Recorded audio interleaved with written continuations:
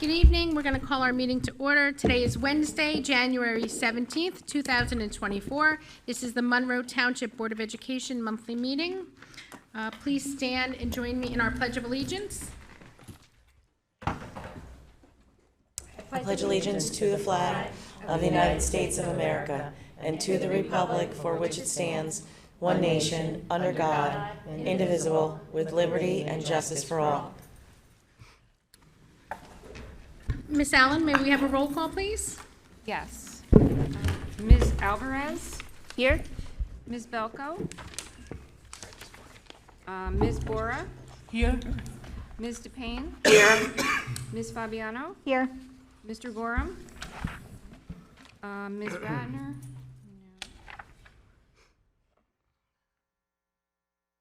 Ms. Scott? Here. Ms. Skirby? Here. Mr. Tofano? Here. Have a quorum. Thank In you. accordance with the provisions of the New Jersey Open Public Meetings Law, the Monroe Township Board of Education has caused notice of this meeting to be published and electronic notice provided by having the date, time, and place thereof posted September 15th, 2023, and January 12th, 2024, at all schools, on the district website, Home News Tribune, Cranberry Press, and filed with the clerk of the municipality. Thank you. Our next item is our closed session resolution. Be it resolved that the Board of Education of the Township of Monroe hereby moves into closed session in accordance with the Sunshine Law, Chapter 231 of the Public Laws of 1975, NJSA 10:4-6 through 10:4-21, to discuss the following subjects: harassment, intimidation, or bullying, shared services agreement with the township, matters protected by attorney-client privilege. Following closed session, action may be taken. The discussion conducted in closed session can be disclosed to the public at such time as need for confidentiality no longer exists. Can I get a motion? Motion. Is there a second? All those in favor? Aye. Any opposed? All right, we'll be moving into closed session now until approximately 7:15. Thank you.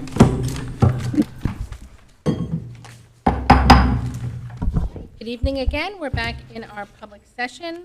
The next item on our agenda is our approval of our minutes. May I have a motion to approve the Public Board of Education meeting minutes of December 6, 2023? Motion. Second. Are there any questions? All those in favor? Aye. Any opposed? Any abstentions? Okay, the next item is the closed session meeting, December 26, 2023. Can I get a motion to Motion. approve? Second. Second. Any questions? All those in favor? Aye. Any opposed? Any abstentions? Great. The next item on our agenda, we're going to go to our student performance this evening. Tonight, we are joined by two very special ensembles from our high school award-winning chorus program.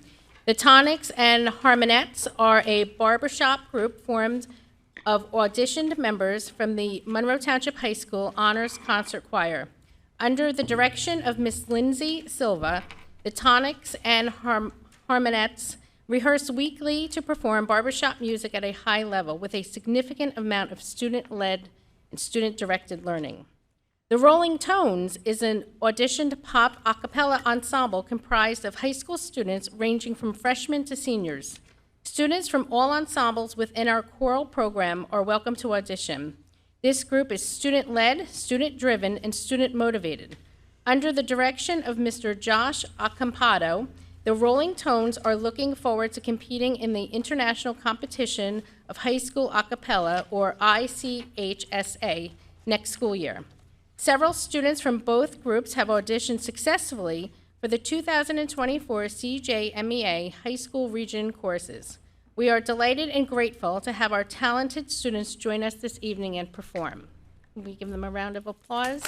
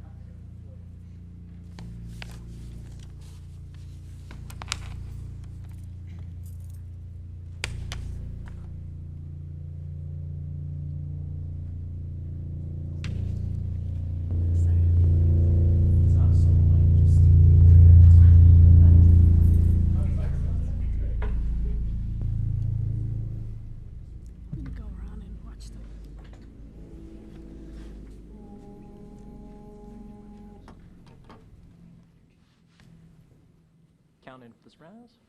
1, 2, 3.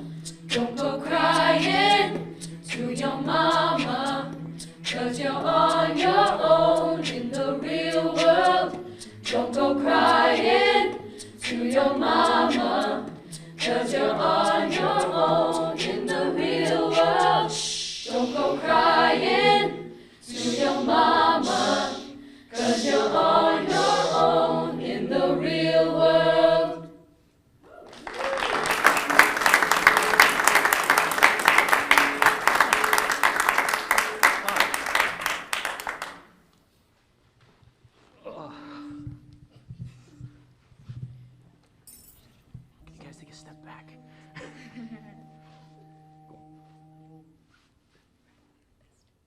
You guys ready? 1, 2, 3.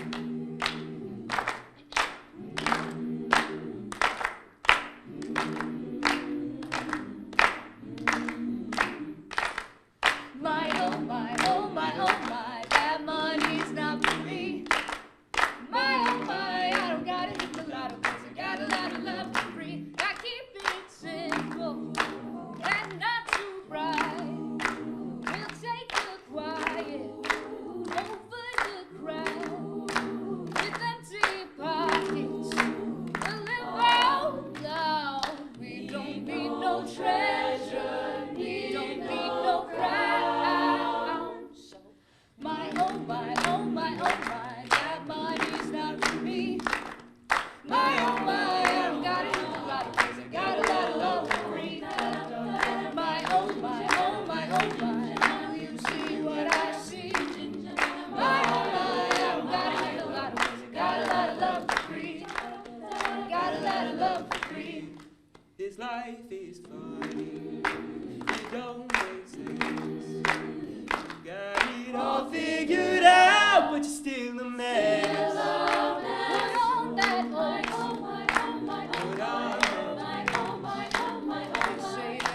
things in life cost less. So we say, My, oh my, oh my, oh my, that money's not for me.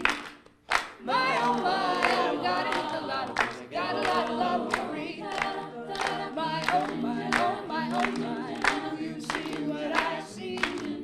My, oh my, I've got it a lot of things, I got a lot of love for free. I got a lot of love for free. And we don't need nothing fancy. just the sky wide and a And in there, down to that sea, we've got it all, but we've got nothing, and there's nothing left to do. My, oh my, oh my, oh my, that money's not for me. My, oh my, I've got it a lot of things, I got a lot of love for free. 2, 3, 4. My, oh my, oh my, oh my, do you see what I see? My, oh my, I've got it a lot of things, I got a lot of love for free. My, oh my, I've got to hit the lotto, 'cause I got a lot of love for free. I got a lot of love for free.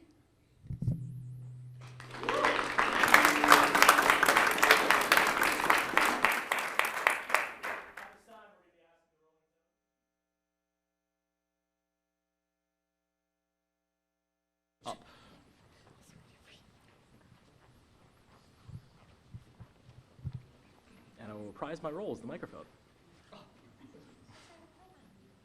They don't need it? Okay, cool. Should I have it up there still? Probably, yeah? Okay. Okay, a little bit closer, sure.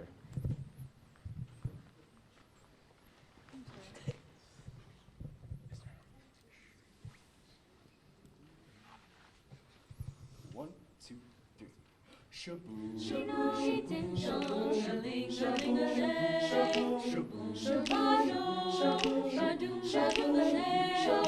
Life could be a dream if I could take you up in paradise up above. If you would tell me I'm the only one that you love, life could be a dream, sweetheart. Hello again. Shaboom, and hoping we'll meet again. Oh, life could be a dream if only all my precious plans would come true. If you would let me spend my whole life loving you, life could be a dream. Sweetheart. Ba-doo, ba-doo, ba-doo, ba-doo, ba-doo, ba.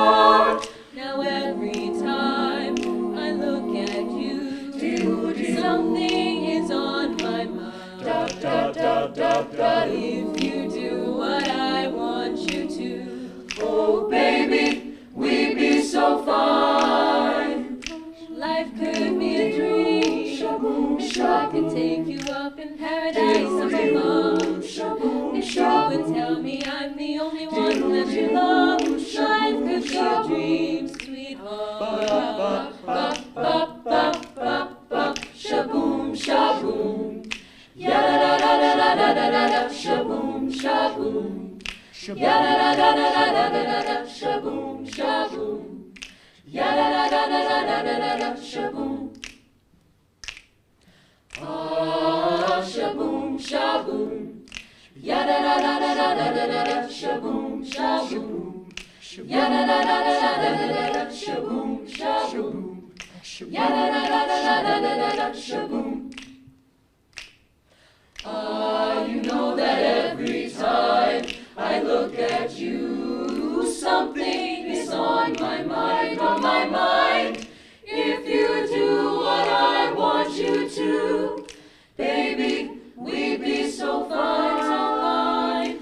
Life could be a dream if I could take you up in paradise up above. If you would tell me I'm the only one that you love, life could be a dream, sweetheart. Hello again. Shaboom, and hoping we'll meet again. Shanani ding dong, shaling, shaling a lay. Shaboom, shabado, shaboom, shadoo a lay. Life could be a dream, life could be a dream, sweetheart. Shaboom, shaboom, sweetheart. Shaboom, shaboom, sweetheart. sweetheart. Shaboom, shaboom, sweetheart. Ba-ba-ba-ba-boom, shaboom.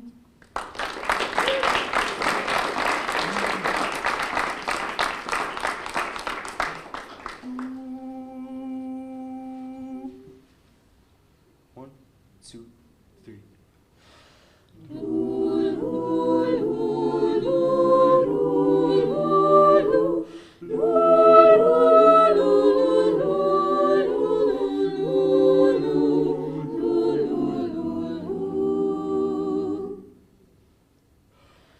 Have yourself a merry little Christmas. Let your heart be light. From now on, our troubles will be out. Our troubles will be out of sight, of sight.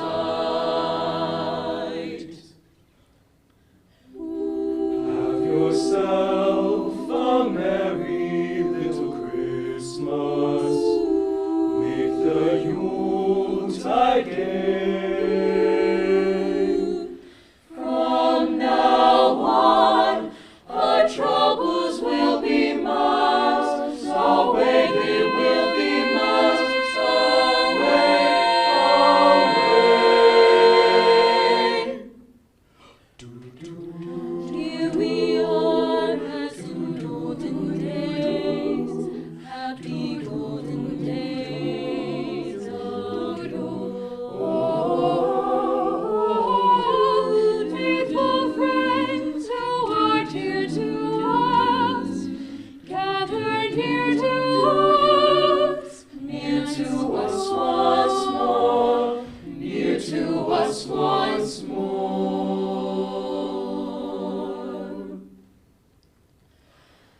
Through the years we all will be together, if the fates allow.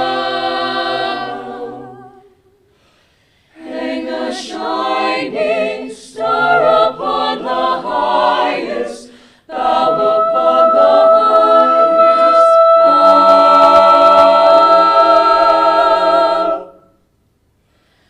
And have yourself a merry little Christmas now, Christmas now. And have yourself a merry little Christmas now.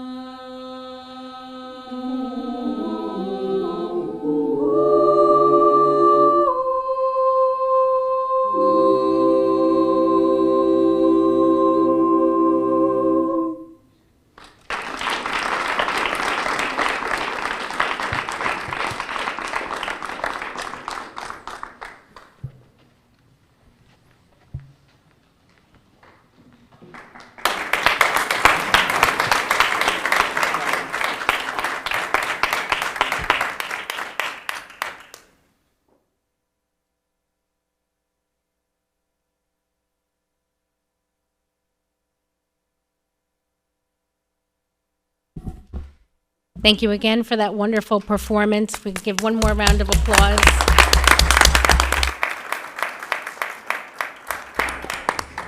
It's such a pleasure to see our students come here and perform for us here at the board meeting and to represent truly wonderful things that are going on in our choral program. We wish you the best of luck in all of your competitions and your success in the future. Thank you again for coming out. Congratulations.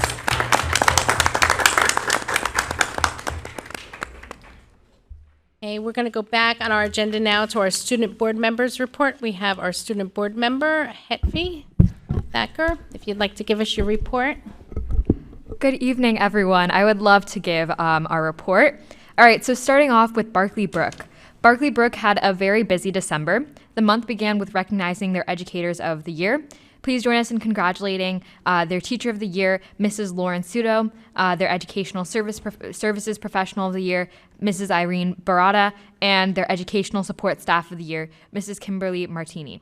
They are so grateful for all they do for the students at Barclay Brook, and the Barclay Brook staff is very proud to have them represent the school. In December, Barclay Brook recognizes a student from each classroom who consistently embodied the school's great traits, which are growth mindset, respect, empathy, acceptance, and trust. The school held an assembly where the great winners from each grade level were announced and honored. One of the most wonderful aspects of the assembly was the way in which all the students cheered for and celebrated the great winners. They were truly excited for their classmates who were nominated, which reinforced the fact that all the students are truly great kids. Barclay Brook hosted their annual holiday Steam Maker Night on December 11th. They are so excited to have welcomed over 150 families to the event, where they participated in holiday-themed coding and maker activities. It was an amazing night for all and a great way to get in the holiday spirit. And Barclay Brook wishes a huge thank you to the teachers who helped run the evening and to the families who joined for an evening of fun. The day before break was a festive one at Barclay Brook. Students and staff were invited to wear their favorite holiday or any pajamas, and the school gathered together in the gymnasium for their annual holiday sing-along. Students shared simple musical instruments and sang along with favorite holiday and seasonal songs that were projected on the screen. Students even danced along with some songs, and the festive mood was palpable. The first graders at Barclay Brook learned about holidays around the world in December and culminated with a Polar Express Day on December 21st, 2023. Each Barclay Brook first grader received a golden ticket to board the Polar Express. The Polar Express conductor greeted the students aboard as they paraded down the halls with bells caroling them. The students arrived at their North Pole destination, the Barclay Brook Cafe, and viewed the Polar Express movie while enjoying a snack. Moving on to Brookside. So Brookside held a family math night on December 6th, and over 100 students participated in this event. In December, they acknowledged their three outstanding staff members, Marisol Cruz, who was Teacher of the Year, Aaron Hanlon, who was Educational Services Professional of the Year, and Helder Salvador, who was Education Support Staff of the Year. The Brookside Winter Concert took place on December 12th. There was a great turnout, and the students did an exceptional job performing. And additionally, Brookside held their Winter Pep Rally on December 19th, which was also very successful. Brookside collected food for local food banks during the month of December. And then finally, as a part of their character reward program, the Brookside students earned a school-wide pajama day on January 8th. Moving on to Oak Tree. Oak Tree had a very successful holiday gift drive in December to assist Oak Tree families in need. Oak Tree teachers will play against the Harlem Wizards on Friday evening to benefit the school PTA. The Oak Tree Jump Rope for Heart kickoff assembly will take place on January 29th, and this fundraising event benefits the American Heart Association. And finally, for Oak Tree, the Zuzu African Acrobats will hold 2 assemblies on January 31st. Moving on to Applegarth. Applegarth will also hold an assembly with the Harlem Wizards on January 12th. The Wizards encouraged Applegarth students to attend the game scheduled for Friday, January 19th. At Applegarth, the Classroom Spelling Bees are currently taking place. The winners of the Classroom Spelling Bees will advance to the school-wide Spelling Bee on February 20th. This month at Applegarth is Self-Esteem Awareness Month. In a student council-sponsored activity, students in the building listened to a book about self-esteem and created snowflakes identifying reasons why they love themselves. This month, the Character Education Committee, started by Adrienne Shanfield and currently headed by Nicole Shepard, is beginning a service learning project. Partnered with the Monroe Township Senior Center, students at Applegarth will be interviewing seniors in the Monroe community. Students will be writing and compiling stories from their interviews to create a book entitled Monroe's Marvels. This book will be assembled and sold, and proceeds will be donated to the Monroe Township Senior Center. The Principal's Book Club for Applegarth will be meeting on Wednesday, January 31st to discover the book Stella by Starlight. Assemblies are being held this week to kick off the Kids Heart Challenge, also known as Jump Rope for Heart at Applegarth School. Classrooms are participating in a number of varied activities to honor the legacy of Dr. Martin Luther King Jr. this week. Moving on to Mill Lake. The start of the new year has brought exciting activities to Mill Lake School. This Friday at 6 p.m. in the high school gym, Mill Lake School, along with other elementary schools, will take on the Wizards in a much anticipated event that you've heard about across all the schools' reports. And a special thanks to the Mill Lake Woodland PTO for organizing this fundraiser. On January 24th and 25th, third grade students will engage in a Lenape interpreter program, recognizing the significant contributions of Native Americans to the state. Starting February 1st, Mill Lake School will launch the fabulous February Food Bank Frenzy, showing support for the Monroe Township Food Pantry. Throughout the month, they will be collecting non-perishable foods and personal care items. Mill Lakers are encouraged to wear purple and jeans on Monday in February to showcase their solidarity. The school will also be hosting its Winter Scholastic Book Fair, running from February 6th through February 8th, and the school encourages everyone to visit the website to support the love for reading. On February 27th, Mill Lake will participate in the 2nd and 7th athletes visit. And there's a big shout out to Mrs. McLeod, Mr. Snyder, and Mr. Barandika and all the student athletes helping out. As Read Across America approaches, Mill Lake is gearing up for an enlightening opportunity to learn about the community. On Monday, March 4th, they'll host various readers from our community holding service positions. And a heartfelt thank you in advance for everyone who will be helping out on this special day.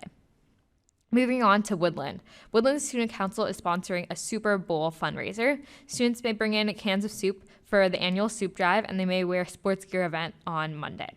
The winning class for the holiday door decorating school-wide contest will be participating in their prize, which is a movie and popcorn provided by the Woodland Mill Lake PTO.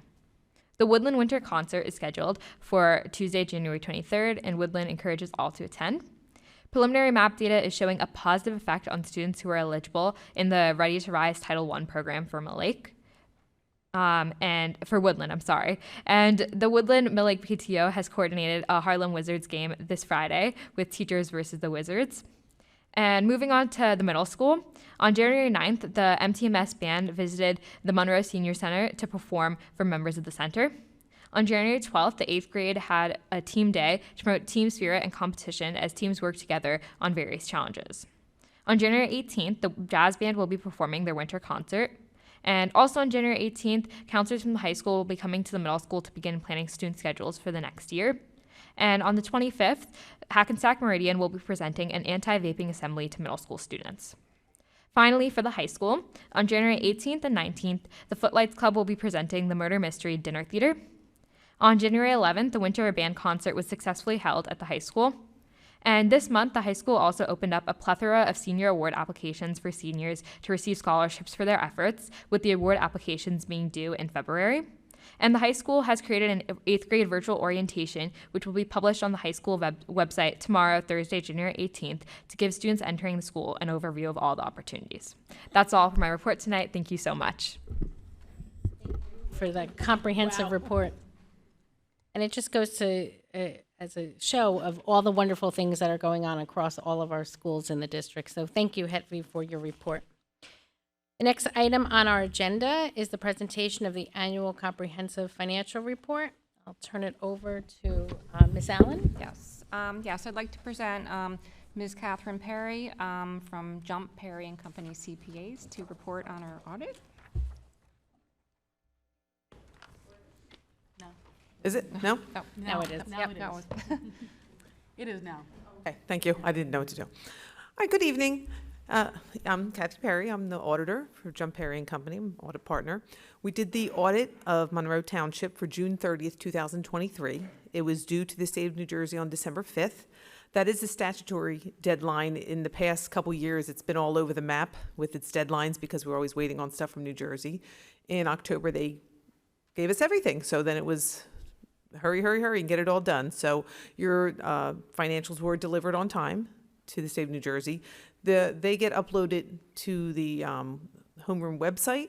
So just informational, if you ever wanted to see any other Board of Ed, they're all out there publicly on the DOE website if you wanted to look at any other school. So as part of our audit, we come in and we do preliminary testing of which is we review your cash receipts, cash disbursements. We go back all the way to the canceled check to make sure, and the purchase order, make sure everything's signed off properly. That's part of our audit. We also review your board minutes, make sure all your resolutions are in place, everything that's supposed to be signed off and approved is done. We review for any bids. We review that everything was bid properly. We review your payroll, biggest expense of the board, so we just check to make sure that all the payrolls, out of the selection, we make sure their payrolls are approved by the board and all the way down to their paycheck and their withholdings, their deductions, all the way through to their TPAF and PERS contributions and reports. There's a lot of testing involved with the Board of Ed. There's a lot of things the state of New Jersey requires us to do. We have to do a lot of stuff because you receive federal grants. And because you have bonds, there's a lot of work that has to get done. So we appreciate the board office for all their assistance. No one really likes an audit except us.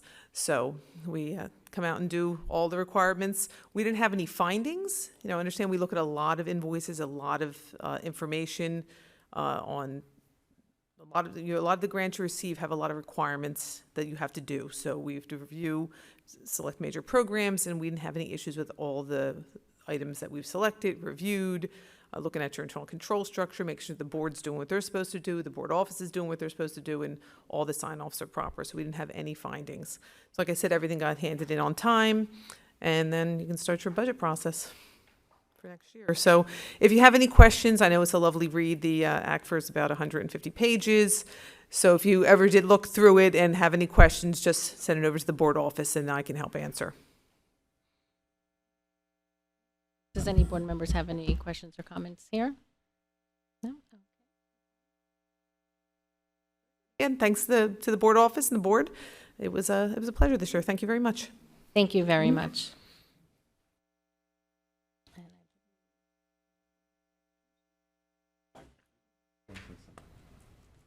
I wanted to congratulate Ms. Laura Allen for doing such an excellent job.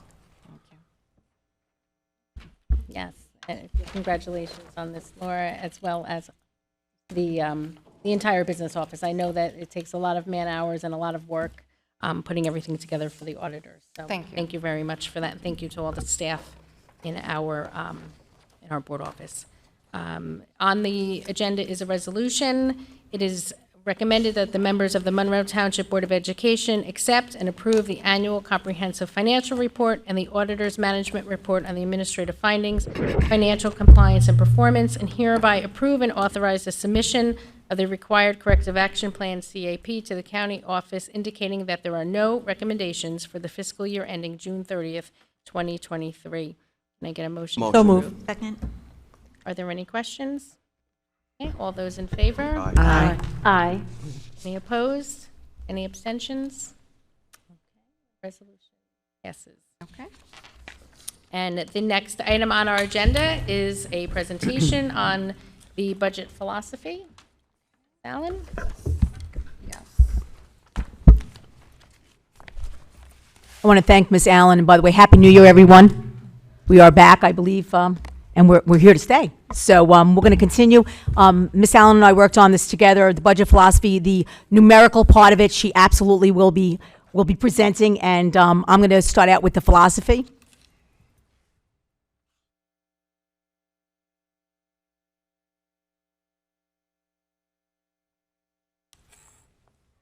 Okay, so our budget philosophy is a philosophy of establishing the annual school budget. It should entail the creation of a framework for a budget that supports a democratic plan of appropriate funding for the implementation of educational programs so that students may develop and learn from quality experiences based on educationally sound and fiscally prudent planning. As you would assume, because we are in the business of children, our priority has to be how our budget directly relates to the students. Solid financial base is paramount to ensuring that the school district will be able to meet the responsibility of preparing students for an increasingly competitive environment. And the budget philosophy stage should be macro-focused rather than micro-focused, as much more refinement will be required and implemented in the future through the rigorous budget process.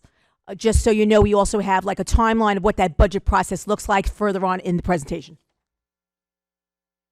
Various different items are considered, including but not limited to the 14 items that are listed here. We have educational program district vision, mission district goals. Of course, we look at, I'm sorry. Oh, I apologize. That's okay. It's hot. I thought I'd be, but if I go over there, I have no microphone, so I'm trying to make it work. Thank you. Enrollment projections for the district, buildings and courses, staffing levels for classrooms, support administrative staff, class size at varying grade levels, educationally, class size that might be appropriate and permissible for what's best for children in the elementary may not be the same in middle and high school, so we look at across the gamut from pre-K through 12th grade. Negotiating salaries, benefits for negotiating units and non-unit personnel. So for those of you that may not be part of the MTA, they're still part of our staff. Inflation as well as known increases in fixed costs. A lot of these items will be discussed further on in the presentation with the actual numerical values. Equipment replacement schedules and needs. We work directly with the Director of Transportation and Director of Facilities to make sure that we're on a schedule of what needs to be done regarding our wants, needs, and must-haves. Maintenance upgrade of buildings, the LRFP, unanticipated general fund balance surplus. We're always happy to have a surplus whenever possible. Evaluation of projected revenues. That would include tuitions, building use rental fees, any type of grants that we're able to get, and projected local property tax impact. The long-range technology plan, special education costs, and professional development costs.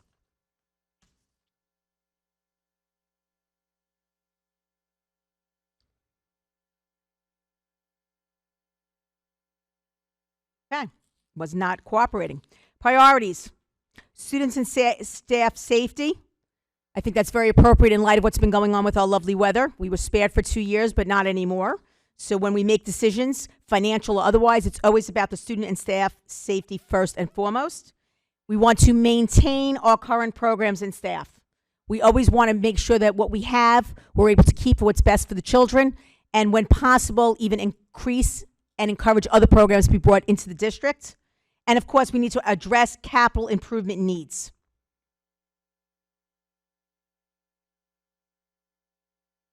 Ms. Allen? This is the budget timeline, the key dates, because it is different this year than it has been in the past. So the board adopted a resolution at the June 21st, 2023 board meeting to shift the November election date to April, giving the public an opportunity to vote on the budget. The budget timeline presented tonight reflects the key dates for the budget process for our district as a result of that change. The budget philosophy presentation is a very general look at the upcoming budget. A detailed preliminary budget presentation will be presented at the February 21st board meeting. Although state aid amounts will not be available at this date, we will use an estimated amount based on the prior year. We expect the state aid figures to be released on February 29th, which is the statutory 48 hours following the governor's budget address. We will then make any necessary adjustments to our state aid figures. At the March 5th board meeting, the board will be presented with a tentative budget for adoption. The tentative budget, as adopted by the board, is due to the county by March 7th, which is only 2 days following the board meeting. The county will review the budget. The last day for the county approval is March 22nd. So there's very little time between the time the state aid amounts are released and the deadline for the tentative budget to be filed. At the March 27th board meeting, there will be a public hearing on the budget as approved by the county and a final adoption by the board. The annual school election will be held on April 16th. Certification of election results by the county shall take place on the 13th day after the election, which falls on April 29th. The Board of Education must certify the results within 2 days. The organization meeting will be held on April 30th.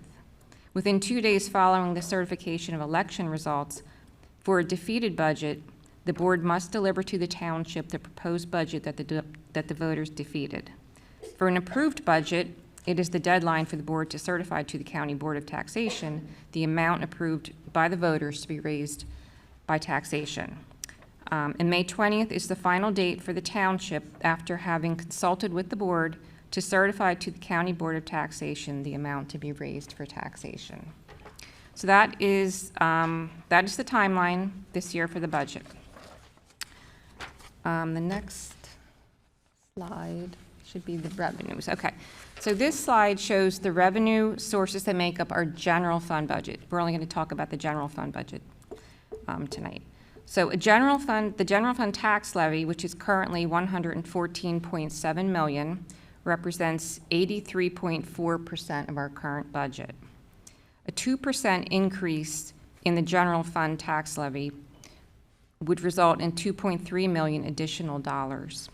The 2% can be increased by voter approval.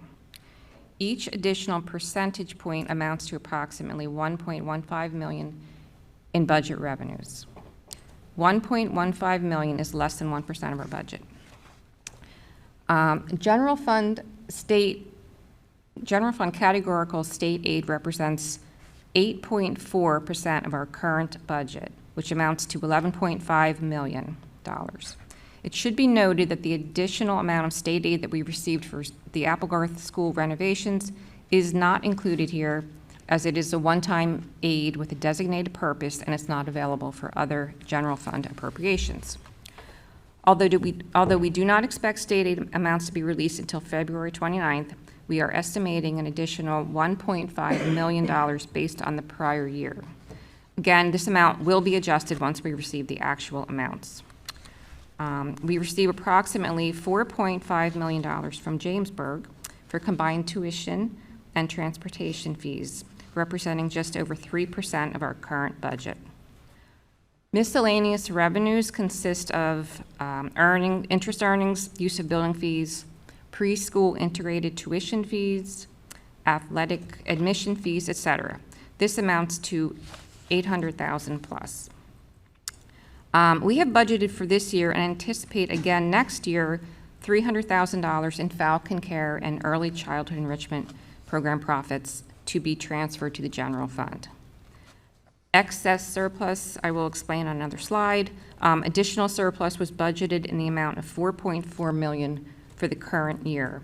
And we do not have that much in fund balance to be able to do that again next year. So that is the revenue side. Okay. So next, we have the excess surplus. Oops, sorry. So excess surplus is the difference between the budgeted revenues and revenues and expenditures and budgeted revenues and expenditures and actual. So we have to use the excess surplus from June 30th of 23, which was just certified by the auditors in the 24-25 budget. So that amount is $1.4 million. The prior year, it was $1 million, a little over $1 million. So we have a little bit more. So basically, the most we can consider to be fund balance that we don't have to appropriate in the budget that we can, that's unassigned fund balance. It's a calculation where they take the general fund expenditures for the year and they multiply that by 2%. And the difference between that and the calculated fund balance is the excess surplus. Okay. So that is excess surplus. The next slide is the tax levy revenue. Again, this is at 2%, which we have used in the past, and it can be voted to be higher. So that amounts to almost $117 million, which is almost a $2.3 million increase over the 23-24 budget. And then the next slide is the state aid revenues. So you can see what we get in state aid. It's not very much, but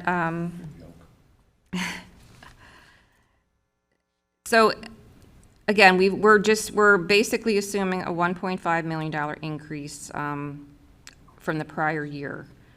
We get no equalization aid. We have special education aid. That's our biggest aid that we get for $7.2 million. And transportation aid is another, $3.3 million almost.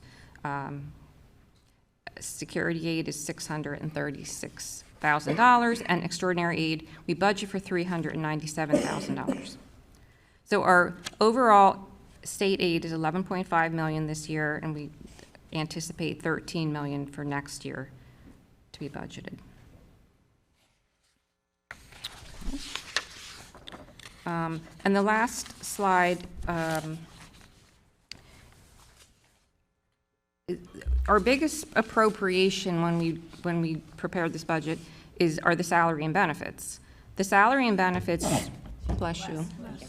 Salary and employee benefits are approximately 83% of the general fund budget. The aggregate 23-24 district salaries are approximately $83 million. And the 23-24 net health benefit costs are approximately $22 million. So that's a big chunk of our budget right there, and that's contractual, based on the employee contracts and that we've negotiated. Okay, and the next slide, I think, is on you. Finally, it is recommended. Working? Oh, there we go. It is recommended that administration prepare a budget that responsibly meets the demands of continuing significant student growth and facility needs, as well as program and service requirements, while prioritizing the following items, subject to the restrictions presented by administration. Construction projects to be recommended by administration on priority basis.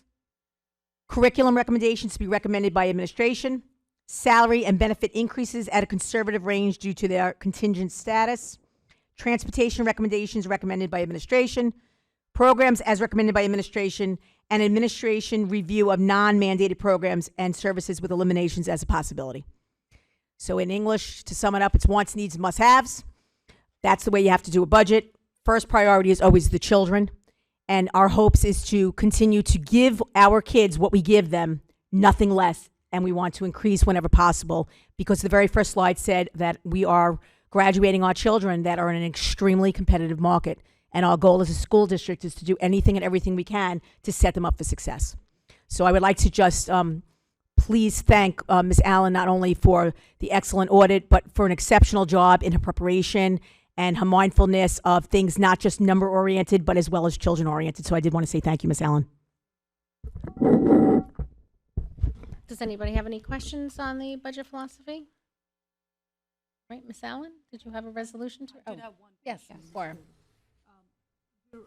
We're hoping we will get $1.5 million extra in state aid.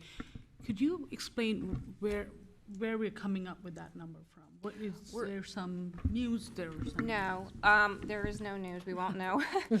It's really, we're just basing it on the increase we got last year. And the prior year we got, I think I have this. So, yeah, last year we got 1.6 million increase. The year before was 1.7. The year before was 1.6. So kind of just in line with that. It could be Conservative estimate. Yeah. So we will have to be before we present this to the board, to the board at the next meeting. We will have to be prepared to. If we don't get the 1.5 million to take that out of the budget, we'll have to have something already prepared for that. If we get more, that's great.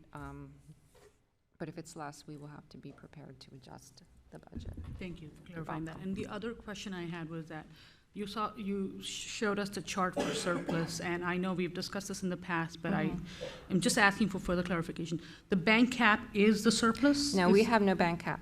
No, but is that what is called? What is bank cap? Is that in the previous years? It's been the surplus that we. Well, if we didn't go all the way to cap in our budget, we could. Oh, 2%. If we didn't use the 2%. Yes, if we didn't use it, we that's bank could cap. carry it forward. So surplus 3 is years. just the difference of what we budgeted and what we ended up spending. Basically, yes. Yep. And we did have more of a surplus this We year than did. the previous year. We so it did. just cost, Yeah, but giving us the almost thing is, $500,000 break. when we look at, past years, we keep using more and more of our surplus in our budget, and it's dwindling to the point where we don't have enough, as much as we did last year, to put into our budget to use as a revenue source. It's just, Do you remember, you've been with the district long enough, but I don't want to put you on the spot. Did we ever have a bank cap, and when did we Yes. run out of the bank cap? We did have a bank cap, can't remember. I don't know if it was 5 years ago. I know it was several years ago. I do remember, I was here, and I do recall having bank cap. Okay. I didn't Yeah. mean to No, put you on that's the spot. okay. Thank you. No. And if you looked at the slide on the surplus, if you look at the numbers from 2020 and 2021, we had $5 million in surplus, and then the following year, $4 million was used, and as Ms. Allen said, you know, there's a significant amount used in those years to balance the budget. And now we don't have that. So that's part of That's the, what is causing the problem right now. yes. Right, yeah. Thank you. Oh, you're welcome. Yes, Katie?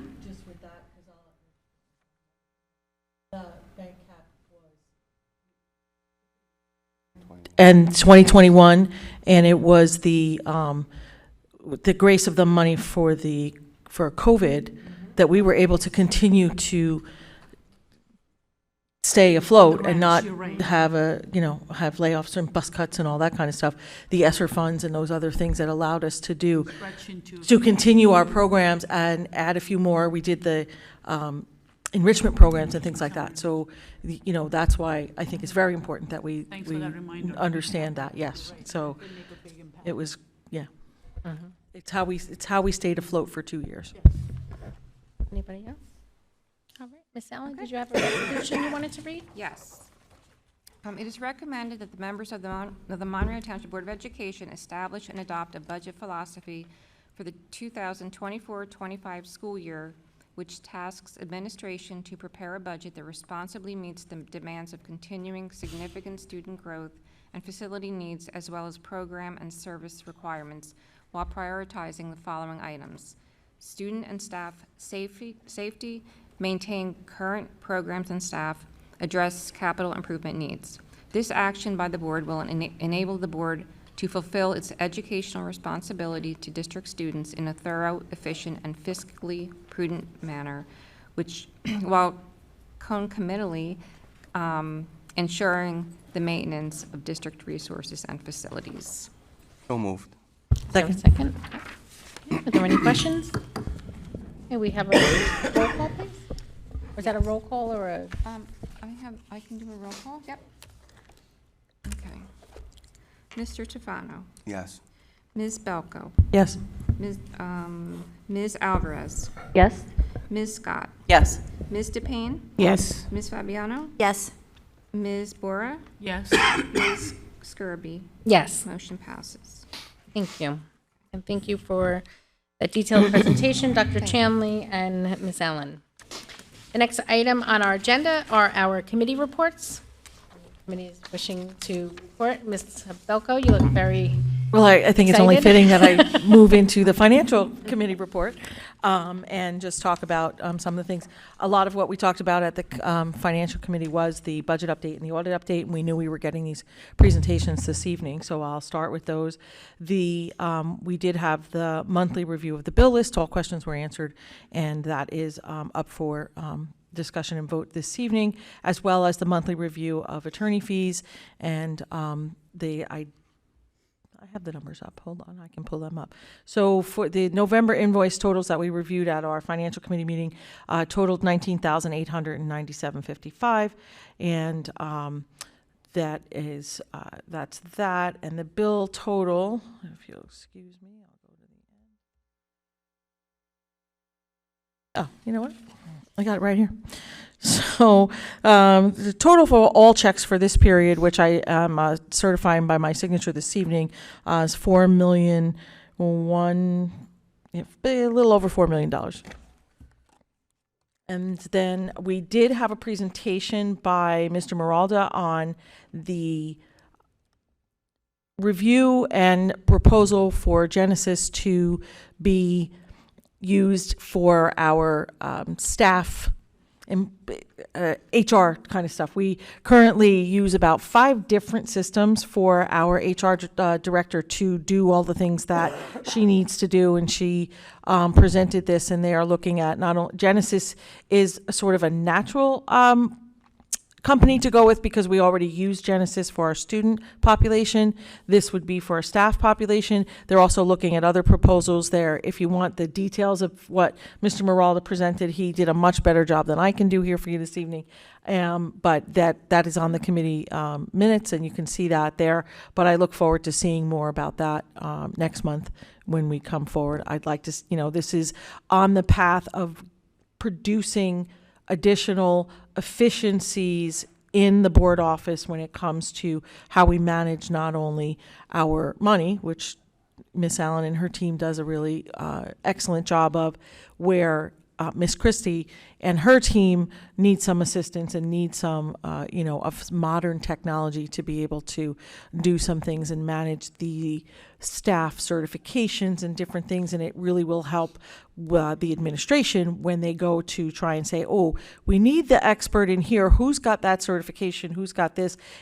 And it's all going to be in one spot, and they can run one report and then make some really good decisions about, teacher placement, or where we're going to put things, or, if somebody's a good candidate for a job, we'd be able to have that all at our fingertips in the board office. So that was an interesting presentation. So that's my finance committee report. Yes, ma'am. So I'm assuming we don't have costs yet on that, No. right? So I'm wholeheartedly supporting, the use of that one platform to replace multiple that we're using.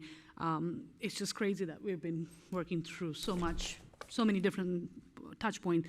I am just nervous that the price point might come up higher. And I know you brought this up in the meeting when I was hearing it later, that you would always ask everybody to do shop around, right? Yeah, right.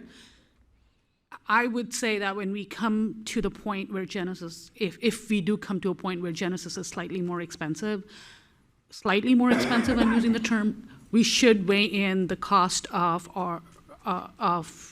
being able to do everything in one platform versus two, because at that point it will go from 5 to 1, but we'll continue to use Genesis for other things. We're using that tool, consolidation, being able to have everything in one place has so many advantages that we can put a cost to, Well, as cost-saving the to. chair of the finance committee, I can just say that the committee does do its due diligence when we are presented with new proposals about making sure that we are getting what it is, and also the hidden costs with stuff like this, right? So, and Mr. Meralda is already aware of, me. I've been doing this for a couple years now, and the first thing I asked him was what does tech say? Because tech has to be involved. You don't just buy a software and then not look at the hidden costs of what is the tech team going to need to do? What is the learning curve for them? What is the training and who's going to provide the training on how to use that software? And how is that going to be maintained over the years? What is the support plan? What is the contract that we're going to be signed for them? Are they going to be,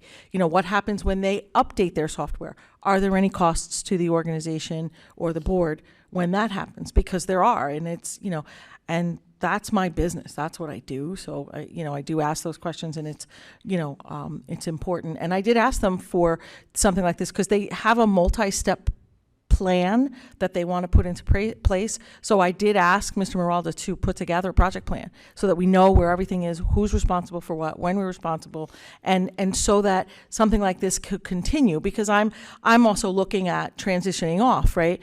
And I think one of the things that was really difficult when I joined the board was there was a lot of really good work that was done here before I sat in the seat, and there'd be good work done after I sit in the seat, but I don't want people to have to start from scratch, right? I want us to have policies and procedures and processes in place, and I think we've gotten to a place where we're doing that, right? We've changed a lot of the way the board operates, the way the board does business. We've stayed within the parameters. We've actually brought things back into the parameters of what the Department of Education tells us what to do, because the bottom line is that's who we're responsible to. Is the state of New Jersey and the Department of Education, that we are following the rules and the regulations and the laws put forth in the state. So yes, Gonzala, that was a little bit of a speech. Didn't mean to really go there, but thank you for all the caught due my. diligence. I just got on a roll. I'm sorry. Can I go to curriculum? Does anybody have anything else for finance? Any questions? Yes. A little. Curriculum report? All right. So curriculum. Is my favorite committee. Sorry, Laura.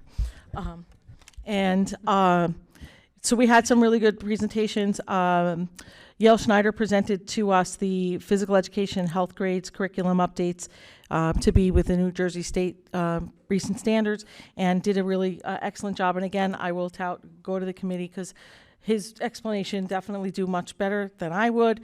We do have the documents here, and they should be part of the minutes that are out there. And they're, the highlights is particularly in the grade school, grades 1 through 3, getting the kids activity, recreational, teaching them skills, helping them find motor skills, gross motor skills, being able to work together, and then also working on some health things and talking about wellness and safety. And that's through grades 1 through 3, and then from grades 4 and 5, more of the same, but getting more into team sports and how to be a team and how to work together and how to do different things. And then also individual sports. They get into some gymnastics and some other things starting in the 4th grade, and then they move on to things like baseball and softball in the 5th grade. And they talk again about wellness, health and wellness, and social and emotional safety. They talk about drugs and medicines and working on decision-making skills and things like that. So that was a great little presentation. Again, Mr. Schneider does a much better job than I can. The next thing we talked about was pardon me, I apologize. Graphic Design 2, and Graphic Design 2 is a course that would be taken after Graphic Design 1. Ooh, surprise. It's driven by the New Jersey school standards, SLS, and I'm trying to think of what it means because I know everybody likes to know what the acronyms mean. But the visual and performing arts, career readiness and life literacy, and social and emotional learning. The prerequisite is they have to have taken Graphic Design 1, and Graphic Design 2 is available from 10 to 12. So if they take Graphic Design 1 in 9th grade, they can take this in 10th if they do it otherwise. But they do go through some different things. Adobe Creative, they talk about positive and negative space and design, topography, and they update our software that we use to teach this program annually for the program so that we are teaching them the latest and greatest. We're not working off of the Adobe, 4.0, because I think I use the same tool. So, we're not working off of that. We're working off of some good new stuff. So, and it really is a great course for the kids. The other items that we had some discussion about was also Mr. Schneider gave us some information about we have been invited, our chorus and our bands have been invited to go back to Hawaii. And this time as for the National Vietnam Veterans Day Parade in Hawaii, sometime in March of 2025, I believe it is. And they're doing a survey right now of the interest in it.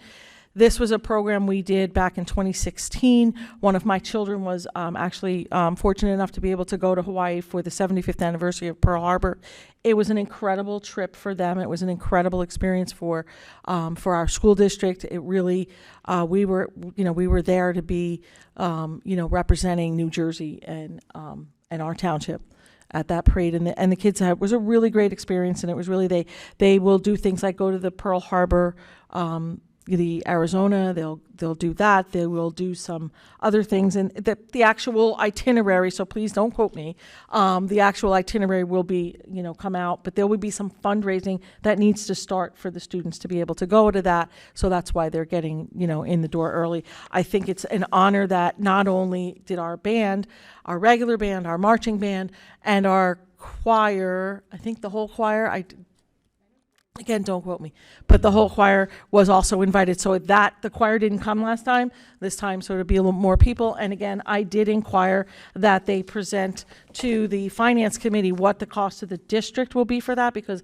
the students will pay for part of that. And as always, if there's students that have a struggle with the ability to pay, the district will do that. But we will have to also pay for chaperones and things like, buses to the airport and stuff like that. So I want to make sure that the finance committee gets a report on that and what the projected costs for that are going to be as well. There were two really interesting partnerships that were talked about, and the first one was Kane University partnership. We're working on that, and that is Dr. Roselle was working on that with one of the ELA classes that and I can't remember which one because I didn't have a pen and I didn't take notes. But that's coming down the pike. And then we have the opportunity to get in on the ground floor with the Rowan University and being able to, both these programs, for our students to get college credit for classes, 3 credits per class at $100 a credit. So anybody who's put kids through school or has got kids in the senior year and you're looking at tuition and you're going, $100 a credit, that's a bargain, right? Because credits are $300, $400, $500 a credit, just a credit, which means, a 3-credit class can cost you $1,500, right? So it's really a good thing. More to come about that. Enrichment services update. I don't know how many of you are out there on Facebook, but looking and seeing we have some mid-year enrichment classes that are coming to us, and we are going to be doing Code Zero, which is going to be in the middle school, and that's going to be some advanced enrichment. We are doing Cooking with Cantor, I believe. That is coming in the winter. The date's not here, so is there. And then also some Winter of STEM, computer science and robotics, and some other things that are really, through the enrichment program that we're doing, that we did over the summer, which was very highly sought after. And, this one, I don't have a report from Ms. Meralda, but I'm sure will be sought after as well. And then he did also speak about vehicular systems and metal fabrication, which is another course, more vocational, thank you, is the word I was looking for, vocational training for within the school, utilizing the equipment and the things that we already have here in the building. So it was a really good meeting. It was a rushed meeting, but since I know the chairman of the finance committee, it worked out because we ran a little over, but the finance committee did run over for the next committee, and I appreciate your diligence with that. But those are my 2 reports. Anybody have any questions or comments on curriculum? I just want to say one thing about that. What we've done through the curriculum committee over the last couple of years has been something significant, really. I mean, we looked at the graduation requirements and we made changes to that. And we also made some modifications, changes to requirements, graduation requirements. And that has led to our students being able to have the opportunity to take more of these classes, vocational classes, or even graphic design too can fit into their schedule. But really important for the students that are looking to get college level classes, being able to have that opportunity to fit some of these dual enrollment classes into their schedule. So the changes that we have done as a board over the last couple of years, specifically through curriculum, I think have been extraordinary for the district and for the students. Yeah, I'm really proud of the work that's been done with that committee. Yep, me too. Okay, our next committee wanting to report, Mr. Tofano, BG&T. Michelle is nice enough to read it. Okay, Ms. Scott's going to read the report. Is this not working? It is, okay. The Buildings and Grounds Transportation Committee meeting was held on January 10th. The Eagle Scout project proposal was presented by Eagle Scout candidate and current Monroe Township High School student Chris Collins. He proposed a project to construct a storage shed to be used by the baseball program. Committee members and administration were highly complimentary of the proposal and Mr. Collins' efforts and offered full support of the project. The committee members also generously agreed to donate funds to cover the projected cost of pizza for the volunteer workers. The varsity baseball field, the athletic director, Stephen Barandica, provided an overview of work performed by a contractor supported by a local parent group. The crushed stone surfacing behind home plate has been removed and replaced with an infield mixed product provided and installed by the contractor. Mr. Barandica noted that we will continue to monitor the compaction of this new material and will limit this new material to the area behind the home plate only. The district will continue to use its existing product at the balance of the infield until it is confirmed that the alternate material adequately drains and compacts. Third item was the lacrosse rebound wall. The committee members reviewed an aerial site plan which showed a proposed construction location for a rebound wall to be located between the existing tennis courts. Administration was able to provide a proposal from Edwards Engineering Group for developing the project towards construction. The committee will hold on recommending proceeding with design services until a plan for funding the project is developed. Fourth item, the high school sign. Administration advised that the high school sign had been repaired shortly after school opening and was functional for several months. However, the sign had ceased operation. The sign repair vendor has been scheduled for a service inspection next week. For information purposes, administration advised that a replacement sign would cost in the neighborhood of $55,000 to $65,000. Fifth item was the golf range site renovation update. Committee members were provided with progress construction plans showing the proposed renovations for this facility. The district has a lease with Monroe Commons for housing a special services program through June 30th, 2024, at which time it is planned that this program will be relocated to the newly renovated golf range facility. District facility staff will handle the majority of the renovation work prior to June 30th, starting July 1st, when the new fiscal year begins. Restoration of the site, parking lot, paving, sidewalks, etc. will be undertaken. Administration also noted that the current scope only provides for patching the existing roof. A full roof replacement will be required in the future. Next item was the PE trailer at Monroe Township Middle School. Committee members were provided with an aerial view of the middle school site depicting the cardio trailer location. Administration plans on ending the 5-year lease for this temporary classroom unit on June 30th, 2024, at which time it will be removed by the leasing contractor. Although the district will realize a cost saving for monthly rental and utility charges for the first year, this will be offset by the cost of the removal. The township server for broadcast, Boris Hladek, teacher of video production and PAC coordinator at Monroe Township High School, is finalizing equipment selection for a replacement server and associated equipment licensing. The Township of Monroe has generously offered to cover the cost of the equipment, as the server also serves the township TV broadcast needs. Administration will work with the township in coming weeks to finalize this purchase and get the system up and running. And the final item on the agenda was the Applegarth School project update. Committee members were provided with progress construction drawings for the replacement of the 1936 building roof and associated woodwork restoration. This work, along with installation of a new building electric service, is being funded through the additional $1 million in state aid grant the district received.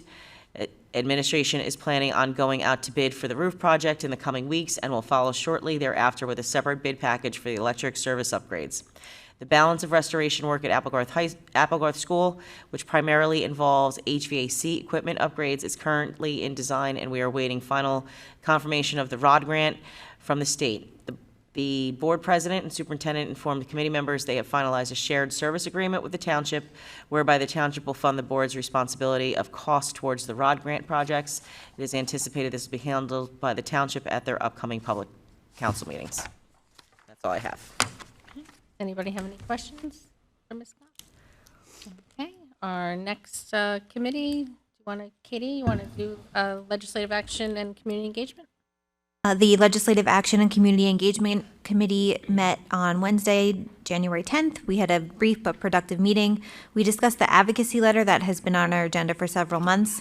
After much discussion and collaboration, the letter has been shared with the board and will hopefully be posted to our district website after tonight's meeting. Mr. Morrell just shared updates to the district website in an effort to make things more easily accessible. The committee discussed testifying at the state budget hearing. As of today at 4:30, the website had not been updated to allow for registrations to testify. I know we said we were going to keep checking back to see when the links were available. It's still not up. Lastly, stemming from our conversations regarding funding, Ms. DePayne brought up some solutions that could possibly be explored in order to help ease the overcrowding situation and allow for possible program expansion, like universal pre-K as mentioned by the governor. Ms. DePayne shared how other districts have utilized available spaces and converted them into classrooms. New Brunswick retrofitted a warehouse and used it while their schools were renovated. North Brunswick rented a closed Catholic school for program expansion while they made space. Sayreville leased an unused school from Old Bridge, just to give a few examples. Given our budgetary concerns, we should continue trying to find innovative ways to address our spacing issues in an efficient manner. That concludes my report. Did you want to read the letter? Sure. So I have the merge letter here. The board all received a copy of this in their packet. So it says, Dear Target, my name is, insert your name, and I am a resident of Monroe Township, New Jersey in Middlesex County.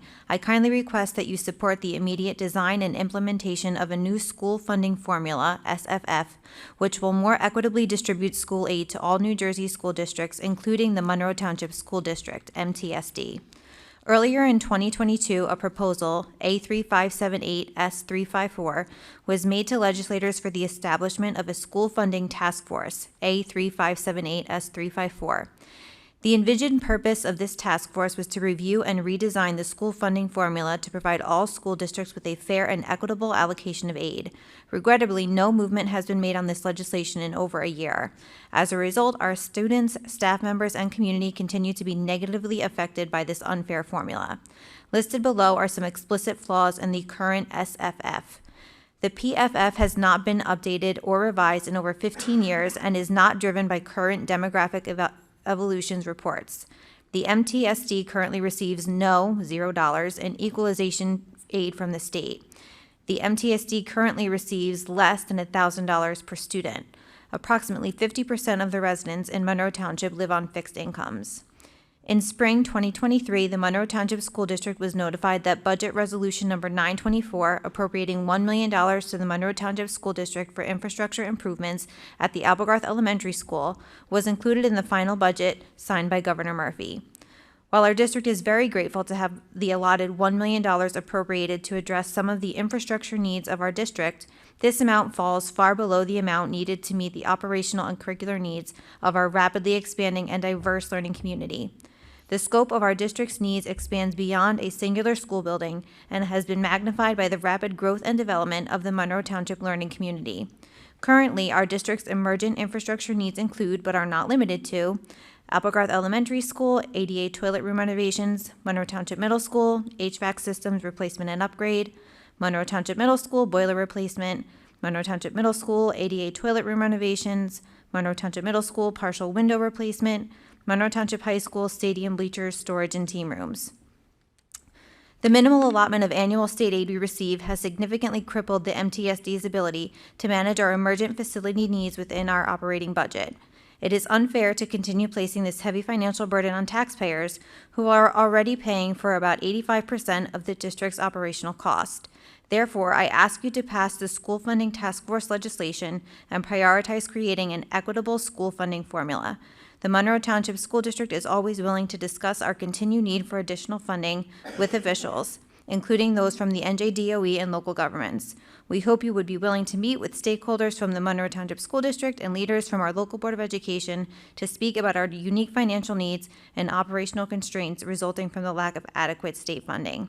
Thank you in advance for your efforts to support the Monroe Township School District. Sincerely, in your name. Anybody have any comments? Mr. Tufano? Okay, to make a motion now?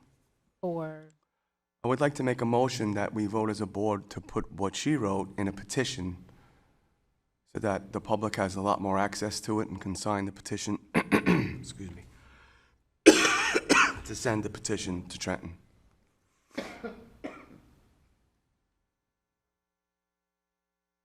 As opposed to posting it to the district website as a letter that they Both. send, or? We could do both, send a letter and a petition, so that people who, like seniors who won't receive that letter, as parents will have access to the petition online and can sign up the petition as well as the letter, so we'll have two things going to Trenton. so, Said we would send it to the senior places in the town. Are we gonna mail that out to everybody in the town? it was going to be On our posted website. to our website. But we can't put a link for a petition on the website as well? What would the petition, would it basically The be petition is a lot easier for people to fill out and sign their name to than filling out the letter or mailing the letter. So I think we'd have more results as a petition than we will with people mailing out a letter. I understand what he's saying too. Because you want to put it on the website.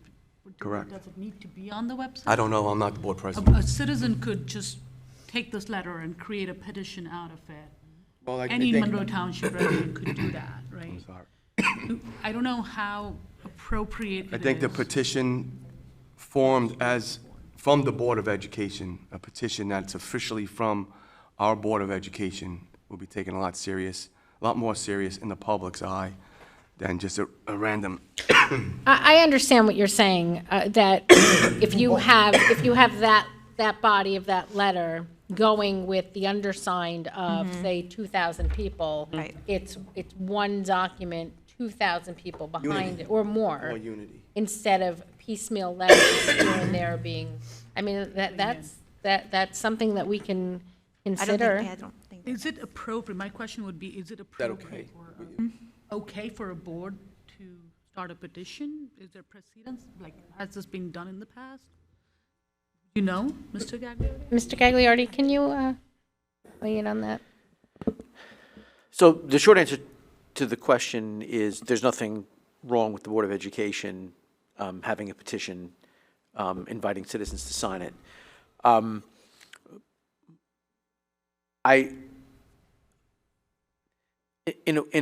In a way that is not designed to be disrespectful to the folks in Trenton, you know, we have a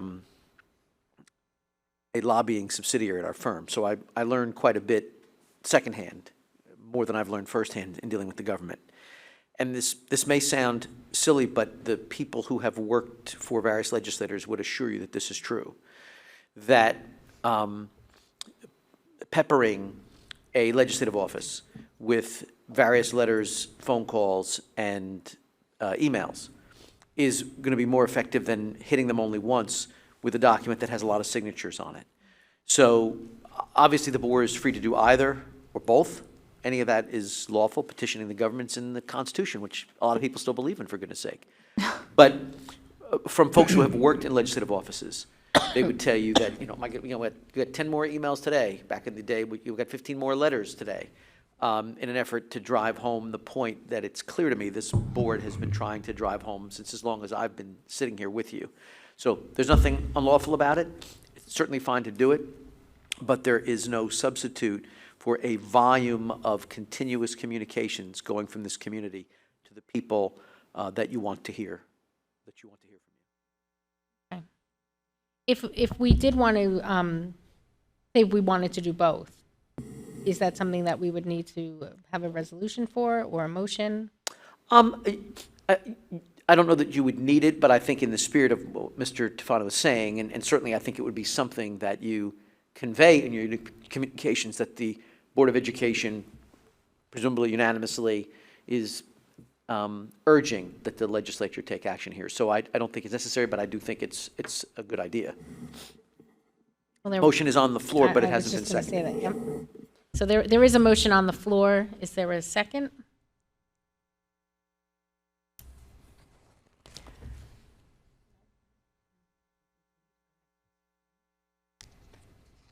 Okay, there's no second for the motion.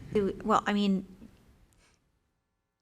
I'll second it. I mean, I don't think it's a bad idea to do both. I think I definitely want to see this on the website as soon as possible as the letter in this format for residents to start filling out. If it's something we want to discuss at the next committee meeting before we put up as a petition, I'm fine with that. I'm also just fine with it going up as a petition, so. Can we discuss it now that the motion is on the Sure. floor?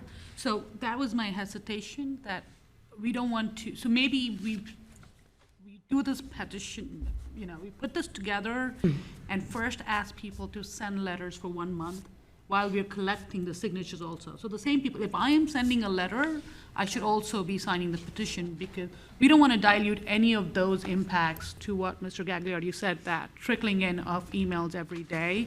Maybe we do that for 1 month, and then a month later, we go back with a petition that has thousands of signatures. My only concern would be is that, like we said, it's easier to fill out the petition than it would be to fill out the letter. So I also don't want people to just go to the petition and not fill out the letter. Yeah, we want them to do both.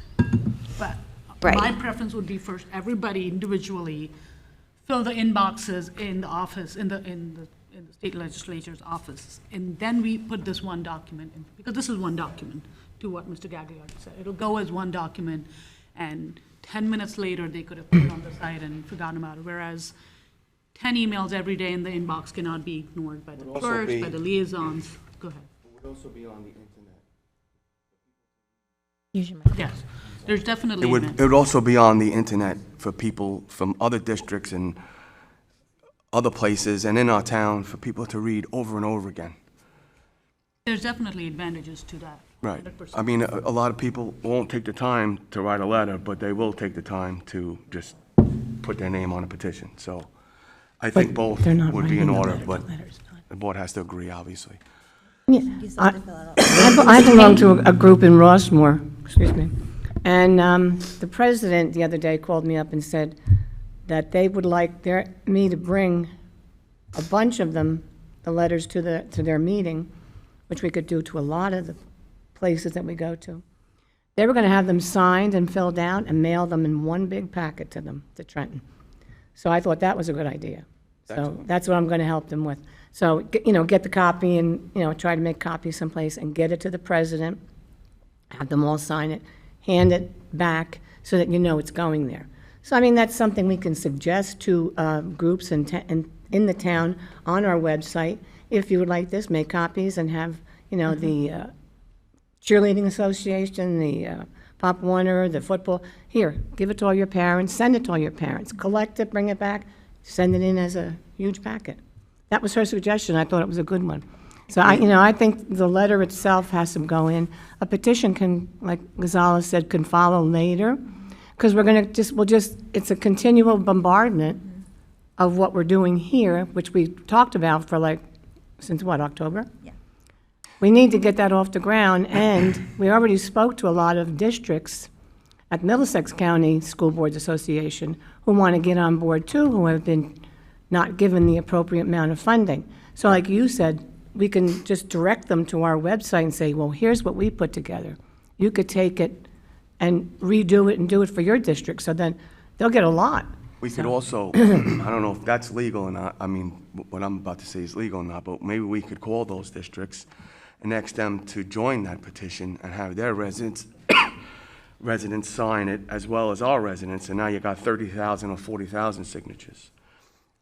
Sure. Each district can be directed to do it. I think then that we would obviously then have to tweak this, because No, you this could would not. send that out just for our district. Right, and then do the a petition for itself others. would focus generally on the But I just- funding formula. I just want to more or remind less. people, I mean, a few years ago, excuse me, I have a very bad cold.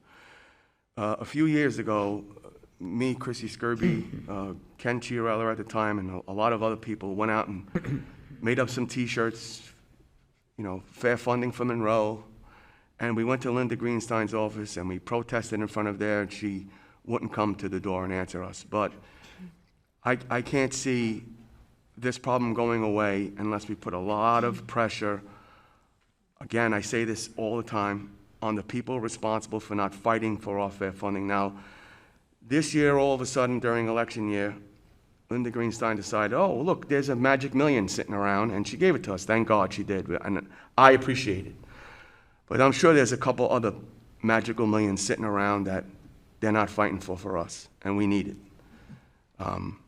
If we don't get it, we're in trouble. Let's not pretend that we're not going to have a problem in the future, because we will. We've been kicking the can down the road, and I understand what Mr. Gagliardi said. You don't want to aggravate Trenton, but Oh, yes, you do. I said, I didn't want to be Yes. disparaging. So. You have to. I was measuring my public comments. There was a time, Peter, I was a fairly funny guy. And I can't be as candid and funny as I used to be. And so I was measuring my comments. I was not suggesting the board shouldn't do exactly what you were talking about. Well, a lot of people in the public have said, I'm sorry if I misinterpreted what you said, but, well, you're not going to get what you want if you keep bothering them. That's what I was told.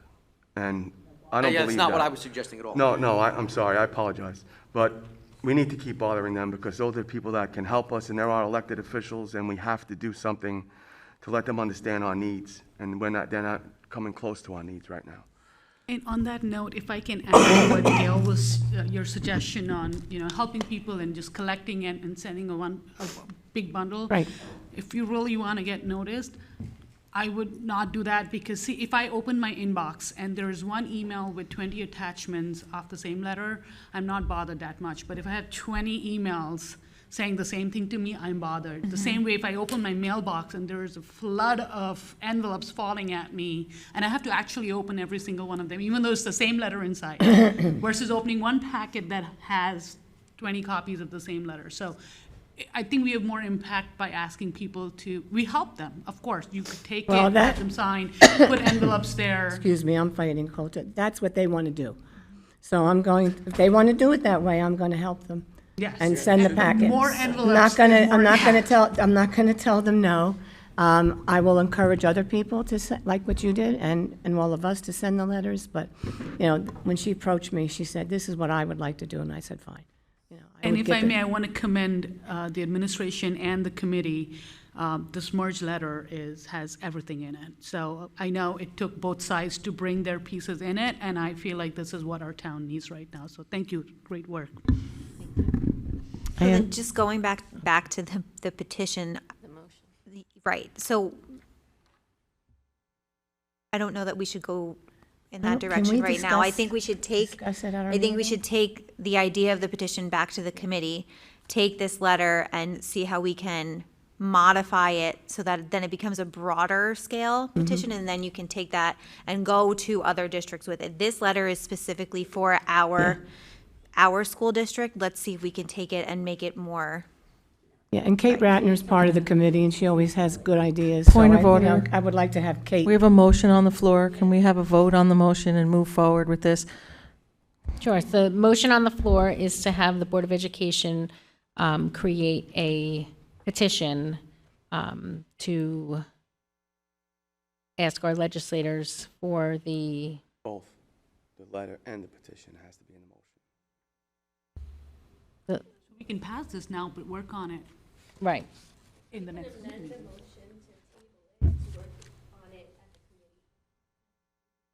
Well, I think his motion is that we commit to doing a petition, Both. the My letter motion and, was to do the letter and the petition. okay. So can we have a roll call, Ms. Allen? Yes. I'm going to make a motion to table it until the committee can take it in and, discuss it and send it out. Like, we've worked hard on this, we'll do that too. But I make a motion that we table it until the committee can go through it. Second. There's a motion to table and it's seconded. There's no discussion. There's just a vote on the motion. Okay. Ms. Allen? Motion to table. Okay. Yeah. I think the specific motion is table it, refer it back to committee. Right, if I understand. right, yes. Ms. Alvarez? Yes. Ms. Fabiano? Yes. Ms. Belko? Yes. Mr. Tefano? Yes. Ms. DePayne? Yes, Ms. Scott? Yes? Ms. Borai? Yes. Yes. Ms. Gerby? Yes. Motion passes. Thank you. The letter will be going Right. up, Yes. though, The this letter will be evening, or tomorrow, whenever it is, with the information. We'll have information on there, I'm assuming, all the legislators and how to reach them. yes. Okay. I have a comment for this committee, if you don't. Sure. Okay, I recently tried to address a few thoughts which Ms. Fabiano brought back up this evening that I had for the district in the event that we get our fair funding. I'm going to change that, when we get our fair funding. That's how I'm going to put my wording from now on. Trying to think out of the box, trying to be proactive. Unfortunately, I wasn't able to finish my statement at our meeting, and then the meeting was closed. We only had half-hour meetings. I mentioned housing and warehouses, or to use Catholic schools that were closed. I'm not saying that we put our kids in a warehouse. Warehouses have to be retrofitted in order to make classrooms, in order to educate the children the proper way they're being educated now in your classroom. Excuse me, point of order. Is this a committee report or is Yeah, this it's board? part of- It was part of my the committee committee. discussion. I'm on the committee, and that's part of it. It's a quick fix when you have to renovate a school or tear down a school in order to build another one, and education would not be stopped. And that warehouse would be retrofitted, or we could use a warehouse or a building in town. I was thinking of the Jamesburg School for Boys, but I don't know if that's still being run, it's still occupied or not. It's still being occupied? Or any other schools. I know Middlesex County, the bishop closed a lot of Catholic schools, so I was just thinking out of the box. We don't know what's going to be happening down the road for fair funding. But if we receive that desperately needed funding, we should be prepared to move children for renovations, additions, and complete teardowns. If the governor says, here's blah, blah, blah, because I know he's pushing for pre-K, and we're going to say, well, we don't have a place for it. Well, he's going to give it to somebody else. I mean, that's just my opinion. He's going to say, well, they can't fit us, so they don't need the money. I'll give it to somebody that's already has places. Learning would not be disrupted. It would be in a different location, definitely, until renovations, additions, and even a new school is completed. I never said put the children of Monroe in a warehouse. I wouldn't put my own grandchildren and my own children in a warehouse. So I was interrupted, and that's how the meeting went. My thoughts were for the future. If circumstances change in Monroe and we need to fix all that is needed, warehouses would be a temporary fix, like Katie mentioned about New Brunswick. My son taught in a retrofitted warehouse in New Brunswick for about 4 or 5 years, and then he taught back in it again when they tore down the school to add an addition on to Robert Wood Johnson Hospital. There were many schools that went in that warehouse. No education was disrupted. Then they were able to go back to their schools that were asbestos-free, like Applegarth, roofs fixed, everything that needs to be done, they'd be back in a safe school. So my thoughts were for the future. Warehouses would be a temporary fix until all things that needed to be done, and definitely would not, and that's me, would not interrupt the education of our students. It was just thoughts that I had that evening on things that I have experienced, not been through, but recognized it through my children, through where my husband worked, and I was just bringing thoughts for everybody to think about how we can do that if we get that money. You don't know. They might come up with it next year and say, you know, here's your 60 million. I know, it was probably a dream I had, but I'm just thinking to be proactive, and that was the reasoning for the mention that night. Thank you. Ms. Moore? I have the personnel report. Oh, yeah, and I just wanted to comment, because I know I had commented that evening as well, that my opinion was that I would not support ever putting students in a warehouse. I think that we would have to look at temporary classrooms if we had such a need that arose where we would need to have extra room for students and move them out of the building. I personally believe that we would have to look at things like trailers, temporary classroom units on our property. I would not get behind putting our kids in some warehouse in Monroe that doesn't have a playground, or, I mean, there's, you know, I understand New Brunswick had crisis with their buildings with asbestos. We don't have that in our district currently right now. I would think if we had a crisis in our community, that perhaps we would be able to look to our town government and maybe utilize the senior center or the rec center or some other building before we would have to resort to going to a warehouse with, you know, truck traffic and dangerous conditions. So, but we're not anywhere near any type of recommendation of I'm just thinking that. ahead, that's all. I'm just thinking down the road when we get the money. So, the money for fair funding or whatever money. I'm just saying, when and if we get that money, we'll be prepared. I would hope we would use that money yeah. to build onto our schools. Right, but you're going to have to put the kids someplace while you're fixing things. Not necessarily. That we Well, weren't putting them anywhere. I'm just saying, In if our you did- referendum plan of expanding the high school, middle school, and fixing Applegarth, our referendum plan did not include putting kids anywhere, especially warehouses. So with that, Ghazala, did you want to do the Personnel Committee update? And I hope we get that money soon. On that thought, the Personnel Committee met on January 10. Board members in attendance were Mr. Tufano, Ms. Scott, Ms. Kirby, myself, and the administrator in attendance was Dr. Chanley.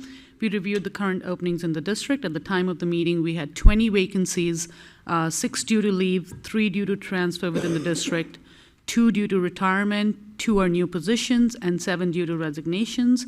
Of the 20 open positions, it is notable that 5 are for bus drivers, one of which I hope we approve on the agenda tonight if that hasn't changed. There are two exit surveys that were reported for this month. One stated retirement and the other is moving out of state. And that concludes my report. Thank you. Anybody have any questions for Ms. Bora?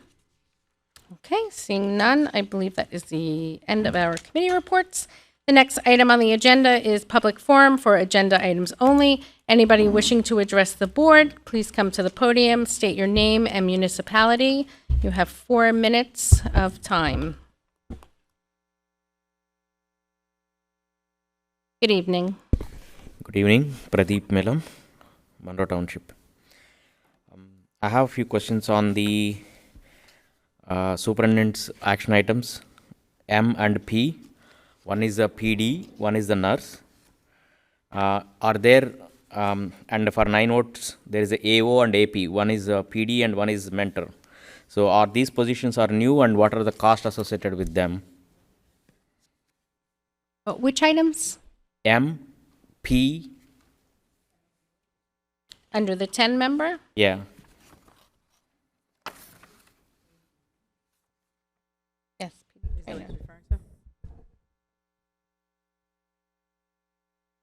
So, am I on?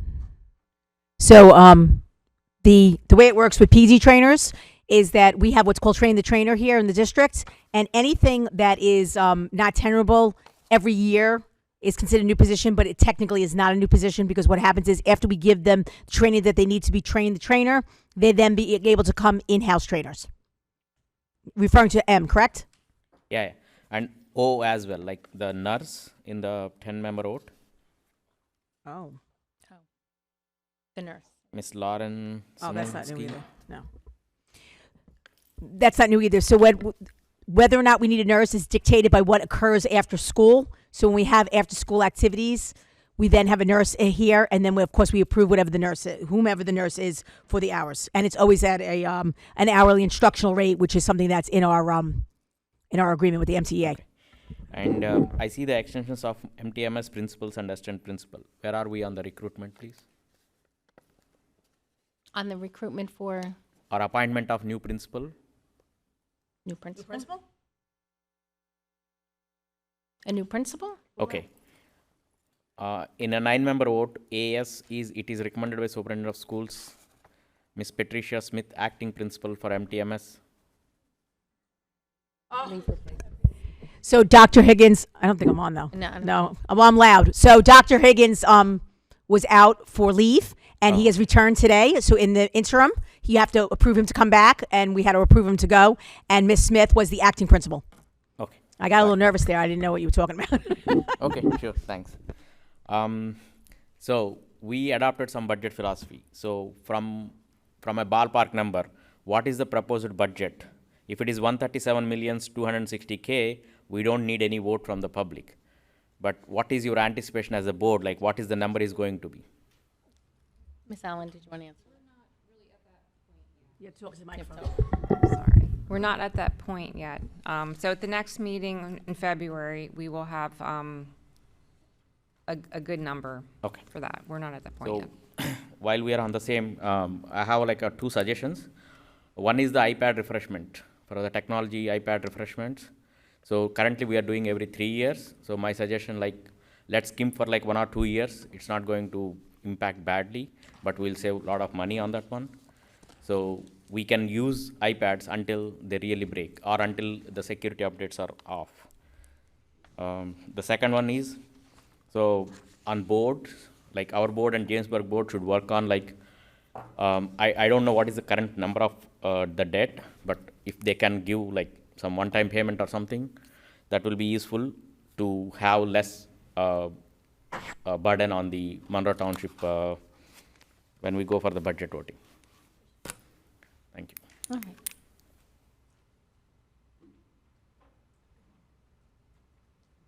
Good evening. Good evening. Joe DePayne, Monroe. I'm just going to say something real quick. You're all talking about different things to do, but if you don't have that pot of gold sitting someplace at your hands to use on, it's Wednesday, on Thursday, they're going to the next person. That's the way it works. Though Trenton will take a money that they wanted to give you, but you're not ready, your money go to Spotswood. So that's what you got to think of. You got to have some kind of surplus. And listening to you guys always talk, I don't think you have surplus any place. And then the last thing I want to say is, I think you answered your own question when you got into the debate on whether you do a petition or you do a letter. And Mrs. VP said, because I can't remember your first name, she had said, I get too many things and I don't want to do this. So what do you think, not even a senior, but a middle-aged person is going to say, too much stuff in this computer, I'm not doing anything.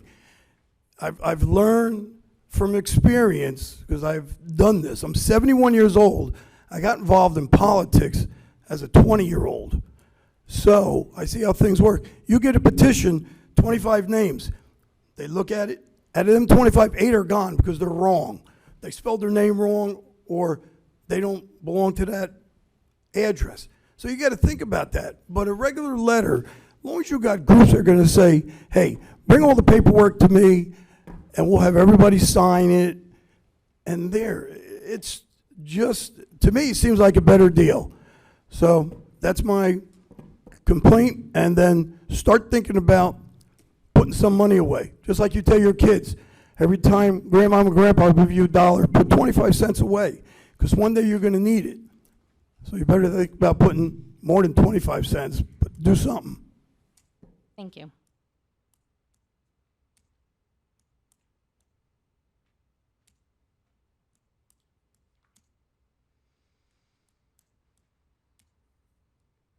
Good evening. Good evening. George Gunkelman, 5 Kelly Court, Monroe. I didn't quite understand. It ran over my head. What is the intended use of the golf range? Sure, Dr. Chanley? So we're going to I'll just speak loudly. That's right. Your mic's down.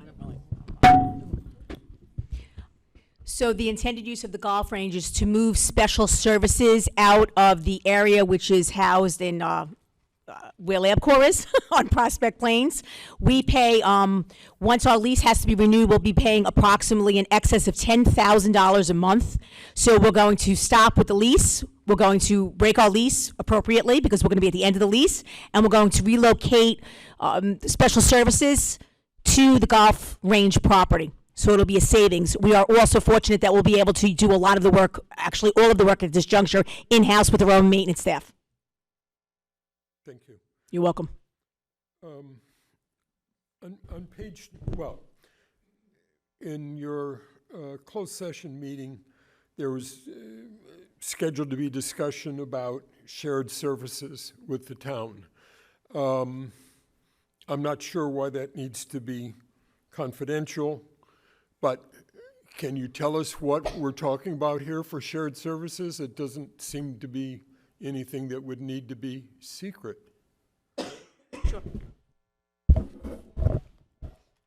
Yes, and just for clarification, we did not speak about the shared services agreement in closed session this evening, so I want to be clear about that. As you might remember, we've been speaking about a shared services agreement with the Township of Monroe. The district put in for a ROD grant last year to fix a couple of items that were on our referendum at the Applegarth School, one being the roof and the HVAC system. That ROD grant was approved and sent to us. The way the ROD grant works is the state will reimburse you for 40% of your project, and you have to come up with the other 60%.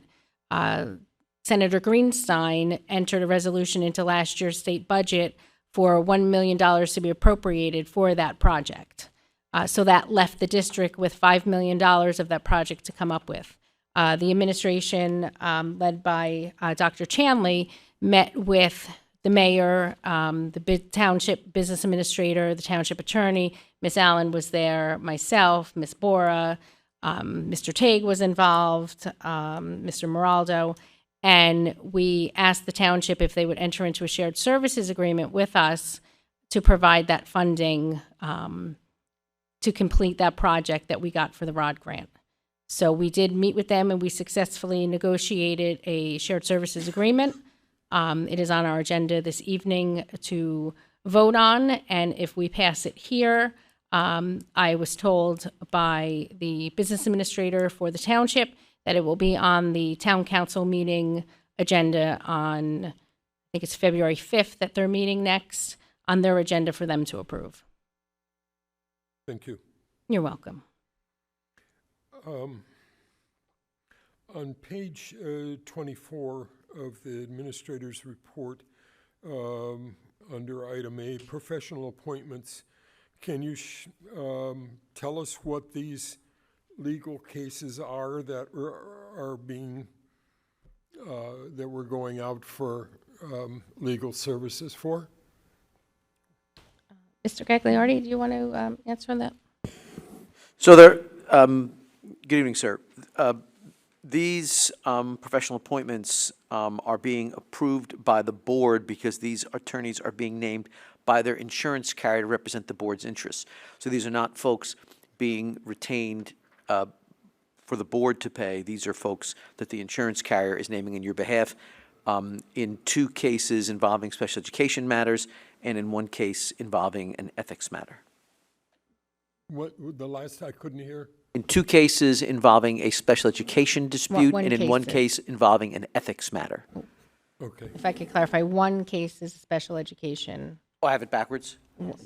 1, yeah, okay, 1 special education, 2 ethics. Thank you, Madam President. That's not really ethics. Okay, thank you. Farther down that page, there are a couple of transfers. How much? Item C and item E.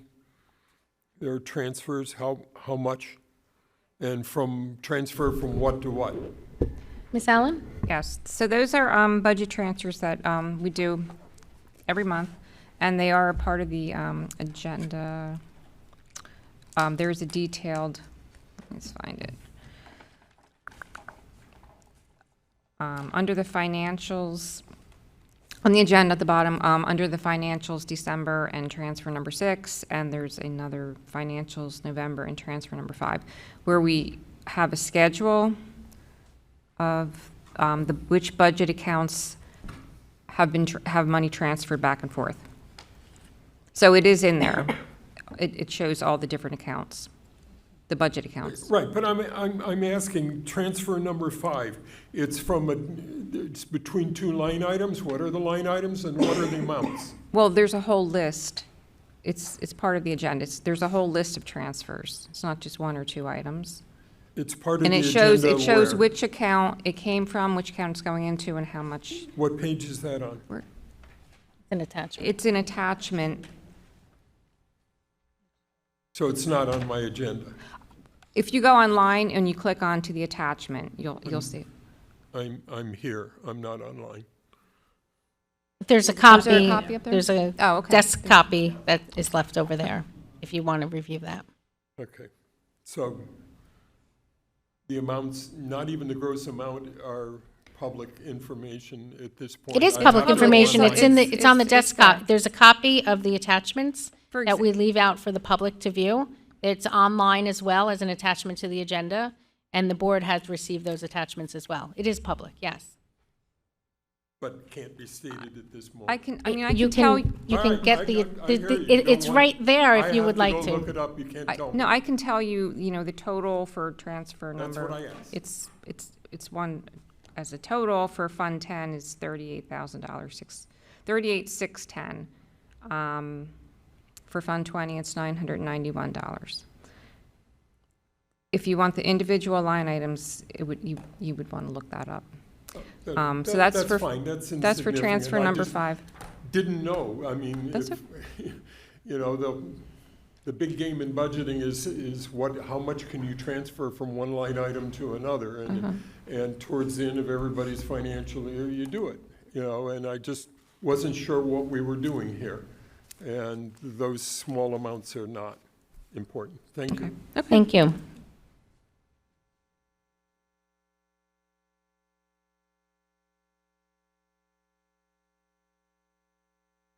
Good evening, Sarah Shama, Monroe Township. Good evening.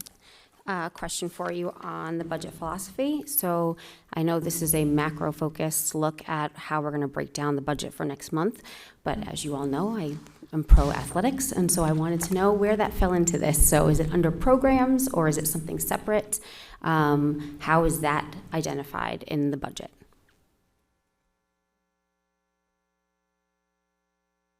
I'm not sure I understand. So is it, in our I philosophy? see you say like programs, like maintain programs. I think I understand what she Okay. means. So that's a very important question because we believe in the whole child, which is inclusive of mental, physical, academic, social, emotional. So what we do is when we have our budget defense rounds, we sit with Mr. Barandika as well as Dr. Higgins, because he does play somewhat of a role because a lot of those are in the high school as well as in the middle school. So we are committed to maintaining as well as expanding when appropriate, when possible, when fiscally responsible, all of the programs athletically as we currently have. So I would think that's what you're getting at. Yes, that's what I wanted to know is Absolutely. where the money is allocated for athletics so that hopefully we can continue to grow. Absolutely. our athletics program. 100%. Because we've talked about in the past how we have grown exponentially, Yep. but unfortunately the programming has not grown with that, with the population. So what we do is we continue, if I may, we continue to look at the programs, and one of the things that we've actually been doing it through curriculum once again, one of our favorite committees, and we start looking at per child, per coach. We've had conversations for years now about a coach who is voluntary versus a coach who we pay. We look at the male-female ratio to make sure, because we have supervision in the locker rooms. So all of these things are part of the conversations, and we are not cutting, I guess I could use that word. There is no cutting going on in those programs. If anything, we're looking at the programs, maintaining, and when appropriate and when doable, to expand. Okay, great. And that's what I wanted to know is how that's being considered. Awesome. And my next comment is back to the advocacy letter. So I do think that you should do both, the letter and the petition. And I think, just like Mr. Gagliardi said, the more we kind of just inundate Trenton with here we are, don't forget about us. I think one of the important things with anything that anybody does is you keeping it front of mind. So if we send one letter once a month, then obviously it gets pushed to the forget about pile. But if it's like every day, we're getting 5, 10, 15 letters coming from Monroe Township, and then you follow up with a petition that's got everybody's signatures as well, I think doing simultaneously would be more effective than, because you will have the people, right? You've got your type A personality people who are going to do both. They're like, let me sign, here's the letter, I'm doing it for you right now. You got the other people who are like, oh yeah, I'll do it, and then they forget and they just sign for you, but at least you got the signature. So you have to kind of look at how people react to things and recognize that one size doesn't fit all, right? So we have to go at it in every possible direction. And then I think tertiary should really be like the collaboration with the supporting towns. And maybe you just take that existing letter that you wrote and you just pull out the words Monroe Township and then just put like you said, like insert name, like insert school district and insert your problems, you know? And then they can use that as a template. So that way it takes it off of you, but it's just kind of like, this is our format, this is what we've done, here you can use it. You know, we did the heavy hitting, so now you just copy it, paste, and go ahead, send it out, and now they're being inundated with all the towns saying to them, you've got a problem, you're not doing this correctly, and everybody's suffering, our kids are suffering. That's it. Thanks. Yes, thank you. One of the things that I just wanted to mention with that as well, I don't know if my microphone's working now either. Okay. I lost my train of thought. With that is, like Ms. Fabiano said, also the opportunity for our residents, when it is up there on the website, on the state website, to sign up to testify. We had a lot of residents last year put their names in to testify at the budget hearing, and unfortunately they weren't selected. So that's something else that I think we need to push as a district and get out there to our community, is that we all need to sign up to go down to Trenton and testify at the budget hearing, because we don't know who will be selected. So the more names that we do put in, the greater chance we have of being able to. And one thing to understand about the fair funding formula, or the funding formula, we're asking for it to be fair. We have to really push our legislators in our district, because there are going to be districts that will oppose it, because districts that are getting a lot of funding are not going to support, let's change the formula because you're going to be taking funding away from us. So there is that battle too. And I think we have to really push our legislators who were voted in to represent us here in Middlesex County and especially in Monroe Township to really push for this formula. They were supposed to create a task force and it died in committee 2 years in a row. So that's something, you know, everybody heard the governor say, we're going to create this fair funding task force, and it went to committee and it never got out of committee. So if we can push through this letter, this advocacy letter, to have that push at our legislator for then to go into those committees and push those committees to push that through to actually create the task force that then is going to look at the formula and then hopefully adjust the formula. It's a long road, but we can't stop advocating for that, because through our advocacy, we have gotten resolutions into the state budget, like Mr. Stefano said, the $1 million last year. That was part of our constant pushing Senator Greenstein during the referendum process and constantly being in her ear about what our needs were. And she entered a resolution for $1 million. So that is the fruits of the labor of this board of trying to get more funding. So thank you. Peter Pirro, Monroe Township. First off, I'd like to know, is the budget, do we know for sure we will be over the 2% in the budget in April? Is that a fact, that we are over the 2%? Is there a chance we could be under the 2%? We're not at that point. It could be at 2%, it could be above 2%. We're just not at that point yet. But it could be 2%, correct? It could be. It could be. It could be. So we changed the election from November to April, when, in all fairness to the public, we could make the 2%. It's possible, correct? It's possible. Well, I think we'll see, you know, when we get a better look at it to see where we're at. So we're So kind of jumping February. the gun by moving the election from November to April on an assumption. I assume we may be over 2%. Okay. My next question. Under professional appointments, number 3, Cleary, Giacombi, Alfieri, Jacobs, LLC. Could you tell me again what they're here for? Who they're representing and what they're representing for? Artie, if you want to answer that. Referring to 3 attorneys. Who represent? You said ethics? I don't know who the Could it be carrier is criminal? having them represent. Could it be criminal representation? Could it be what? Criminal? I don't think it's criminal No? representation, no. So if a board member, Mr. Tefano, was charged in criminal court on December 7th, and his attorney is Mr. Giacombi, I would assume it's criminal.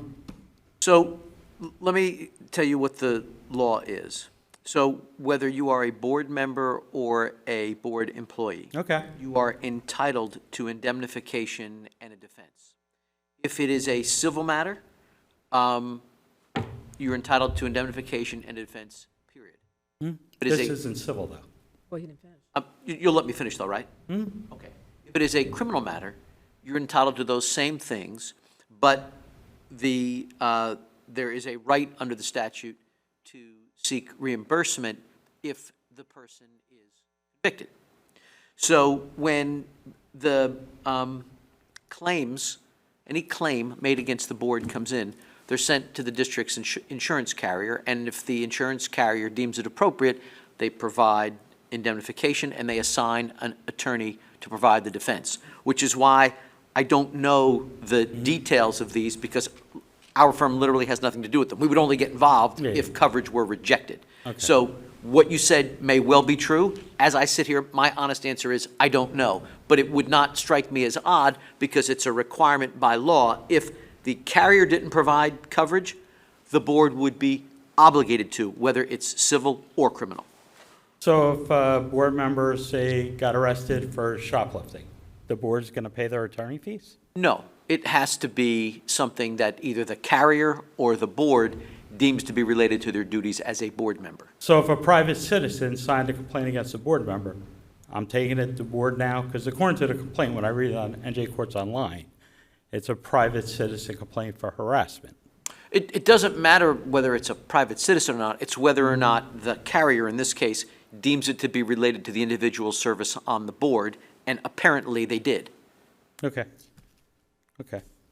My next question. there's a middle school dance coming up. There's 15 chaperones going to get paid. Is that common practice? I'm sure we're going to have security. I don't ever remember dances having that many chaperones. Is that a middle school thing? I don't know. That is common, and it depends totally about how many children are going. So if you have 600 children in the grade, and you have, and I'm very happy to say sometimes you have 400 children go, it would be common to have 15 teachers, and they usually are teachers. Sometimes they could be paras, and that is appropriate. Okay. And now we have a bunch of new positions also at the middle school.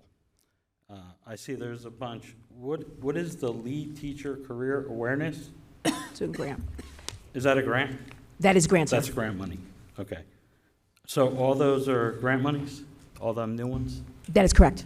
What about the ticket booths, 7th and 8th grade? We are paying teachers now to work the ticket booths? They say new positions too. We have always paid teachers, and once again, unless something meets the requirements of a tenure statute, they are always yearly. So you could have a coach every year, and it will always say new position. Okay. Okay, that's it. Thank you. Is there anybody else wishing to address the board? Okay, seeing none, we'll go on to our next item, is our Assistant Superintendent's report. I know Dr. Lehman is not here. Dr. Chanley, would you like to give us the report? Absolutely. Oh, you want to be here? No, I just didn't give you the seat. If you were giving me the assistant superintendent's report, it would have been really quick. You want it? Thank you very much, Ms. Gerby. On behalf of Dr. Lehman, since our last meeting, the Monroe Township School District Winter Concert Series consisted of 9 performances and will be concluding with 2 final performances. The first of which is the MTMS Jazz and Percussion Concert, which is scheduled for tomorrow, January 18th, at the Monroe Township Middle School PAC.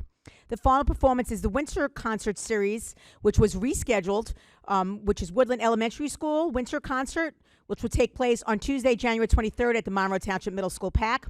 Congratulations to all of our students and staff for their performances this winter.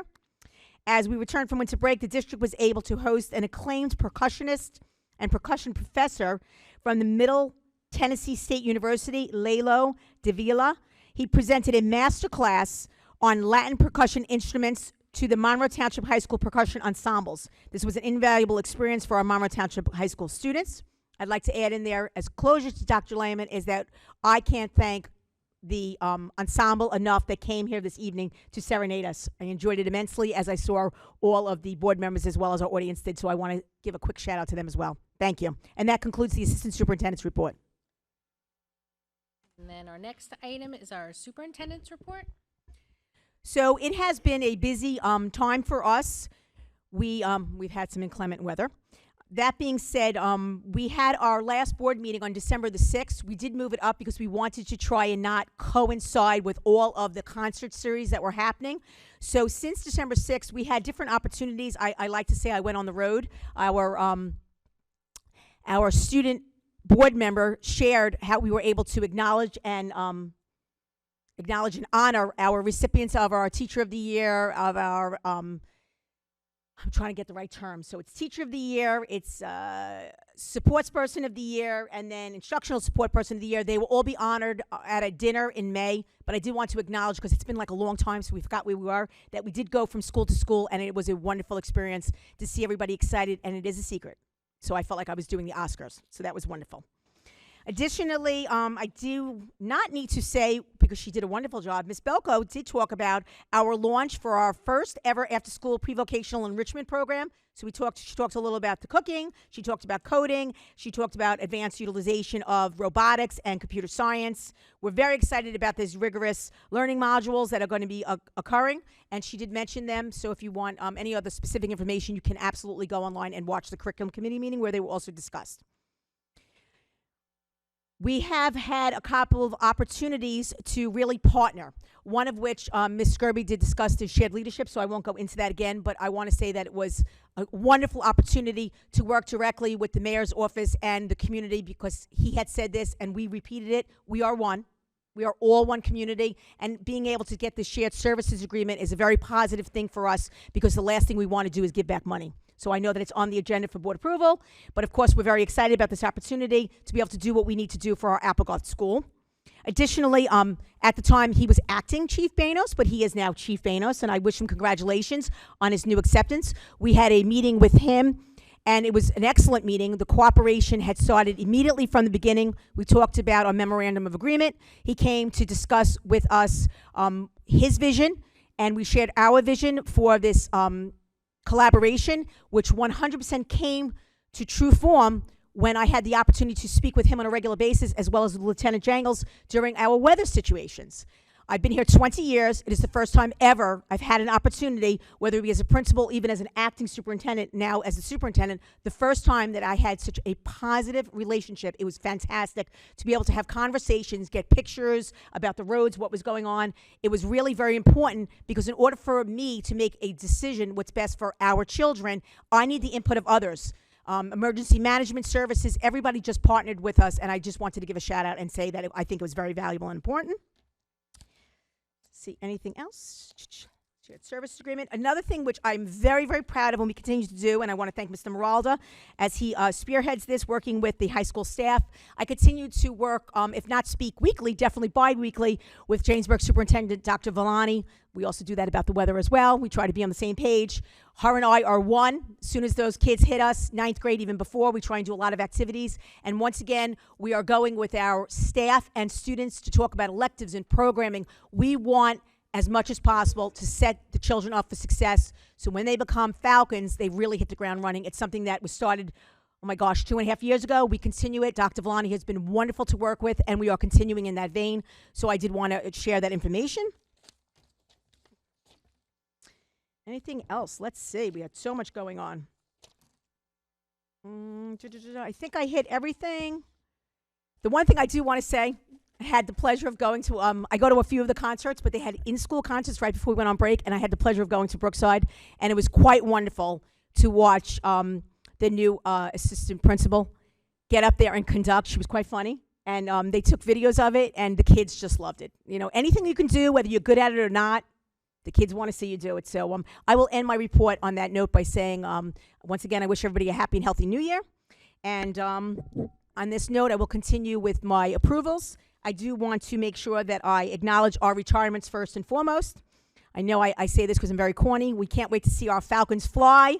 They're flying the nest. They're going elsewhere. I'm sure it's a better place for them, but we wish them success on the newest journey. We have 2 retirements this month. The first one is Karen Wasden. She has been a basic skills teacher at Barkley Brook for 35 years. It's an incredible achievement. I cannot even imagine the amount of lives that she has touched in that time period. And Nancy Sabloski, who is a middle school para for 11 years. As we know, our staff comes to us in many different ways, whether they're instructional, non-instructional, paras, secretaries, custodians, it makes no difference. They're all part of the team, and we thank them both for their service, and we wish them only the best on the next stage of their life. So that, on that note, that ends my actual report, and now I will begin with my personnel. I want to make sure I'm starting in the right place, and I am. Personnel, 10-member vote. It is recommended the board approve the attached personnel items A through T. Can I get a motion to approve? Second. Are there any questions for Dr. Chanley?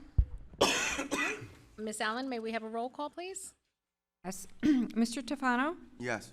Ms. Fabiano? Yes. Ms. Alvarez? Yes. Ms. Scott? Yes. Ms. DePayne? Yes. Ms. Belko? Yes. Ms. Bora? Yes. Ms. Gerby? Yes. Motion passes. For a 9-member vote, for personnel items, it is recommended the board approve the attached personnel items U through AX. Can I get a motion to approve? Motion. Second. Are there any questions? Ms. Allen, may we have a roll call, please? Yes. Ms. DePayne? Yes. Ms. Alvarez? Yes. Ms. Belko? Yes. Mr. Tofano? Yes. Ms. Fabiano? Yes. Ms. Bora? Yes. Ms. Gerby? Yes. Motion passes. Under a 10-member vote for board action, it is recommended the board approve the attached board action items A through J. Can I get a motion to approve? Motion. Second. Okay. Are there any questions? All right, and we have a roll call, please? Ms. Belko? Yes. Ms. Scott? Yes. Ms. Alvarez? Yes.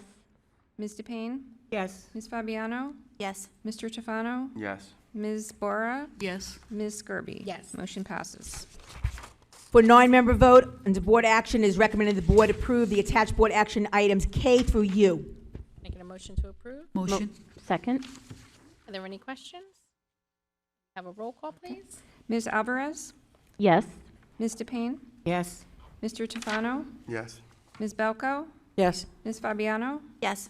Ms. Bora? Yes. Ms. Skirby? Yes. Motion passes. Thank you. That now concludes the superintendent's report. Thank you, Dr. Chanley. The next item on our agenda is our business administrator's report. Ms. Allen? Okay. I just wanted to mention two things.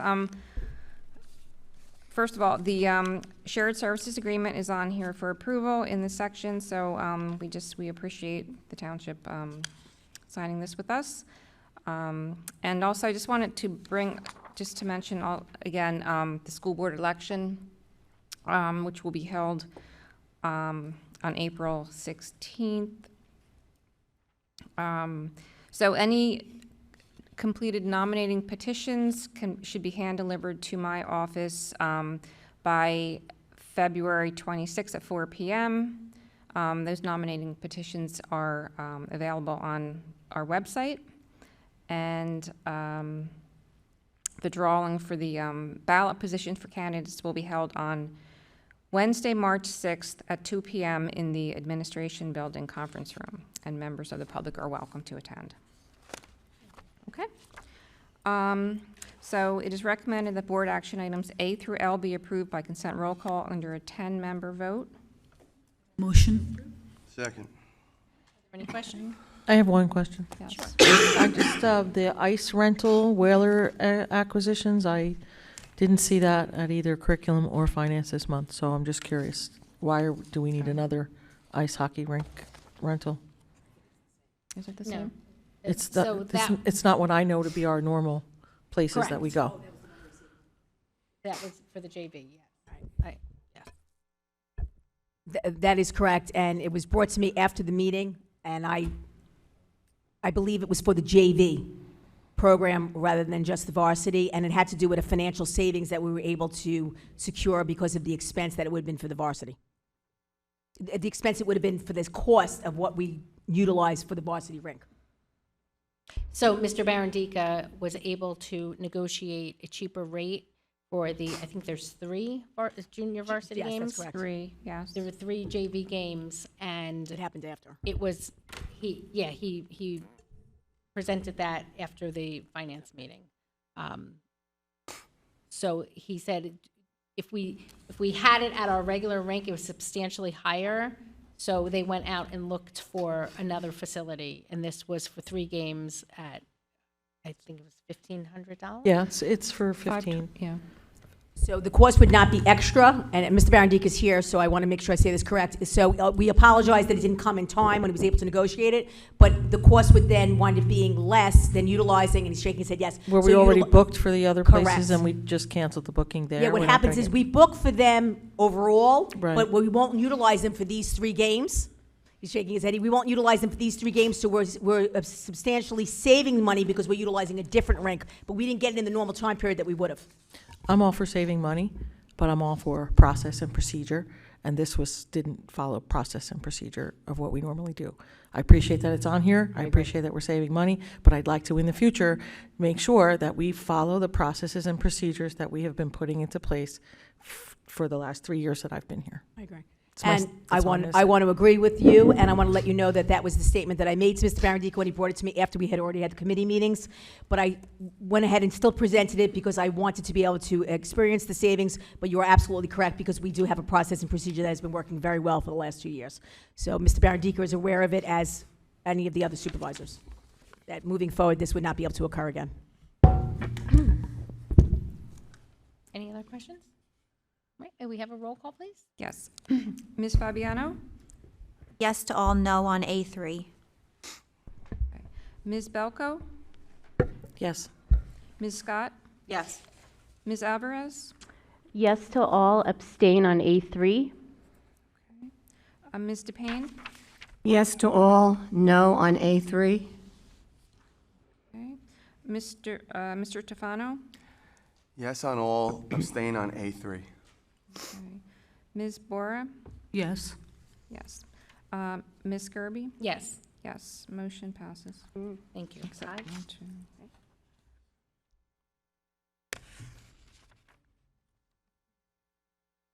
It's not a tie. Except, An abstent, there's oh, A3. 2 abstentions, 2 noes, A3, 4 yeses. okay, one, two. One, two. What do you think? Abstention is it's not counted as a vote. You abstained from voting. Okay. Right, just so the public could hear, the question was, A3 defeated, and the answer is no, it passed 4-2. With 2 abstentions. Right. Yes. Okay.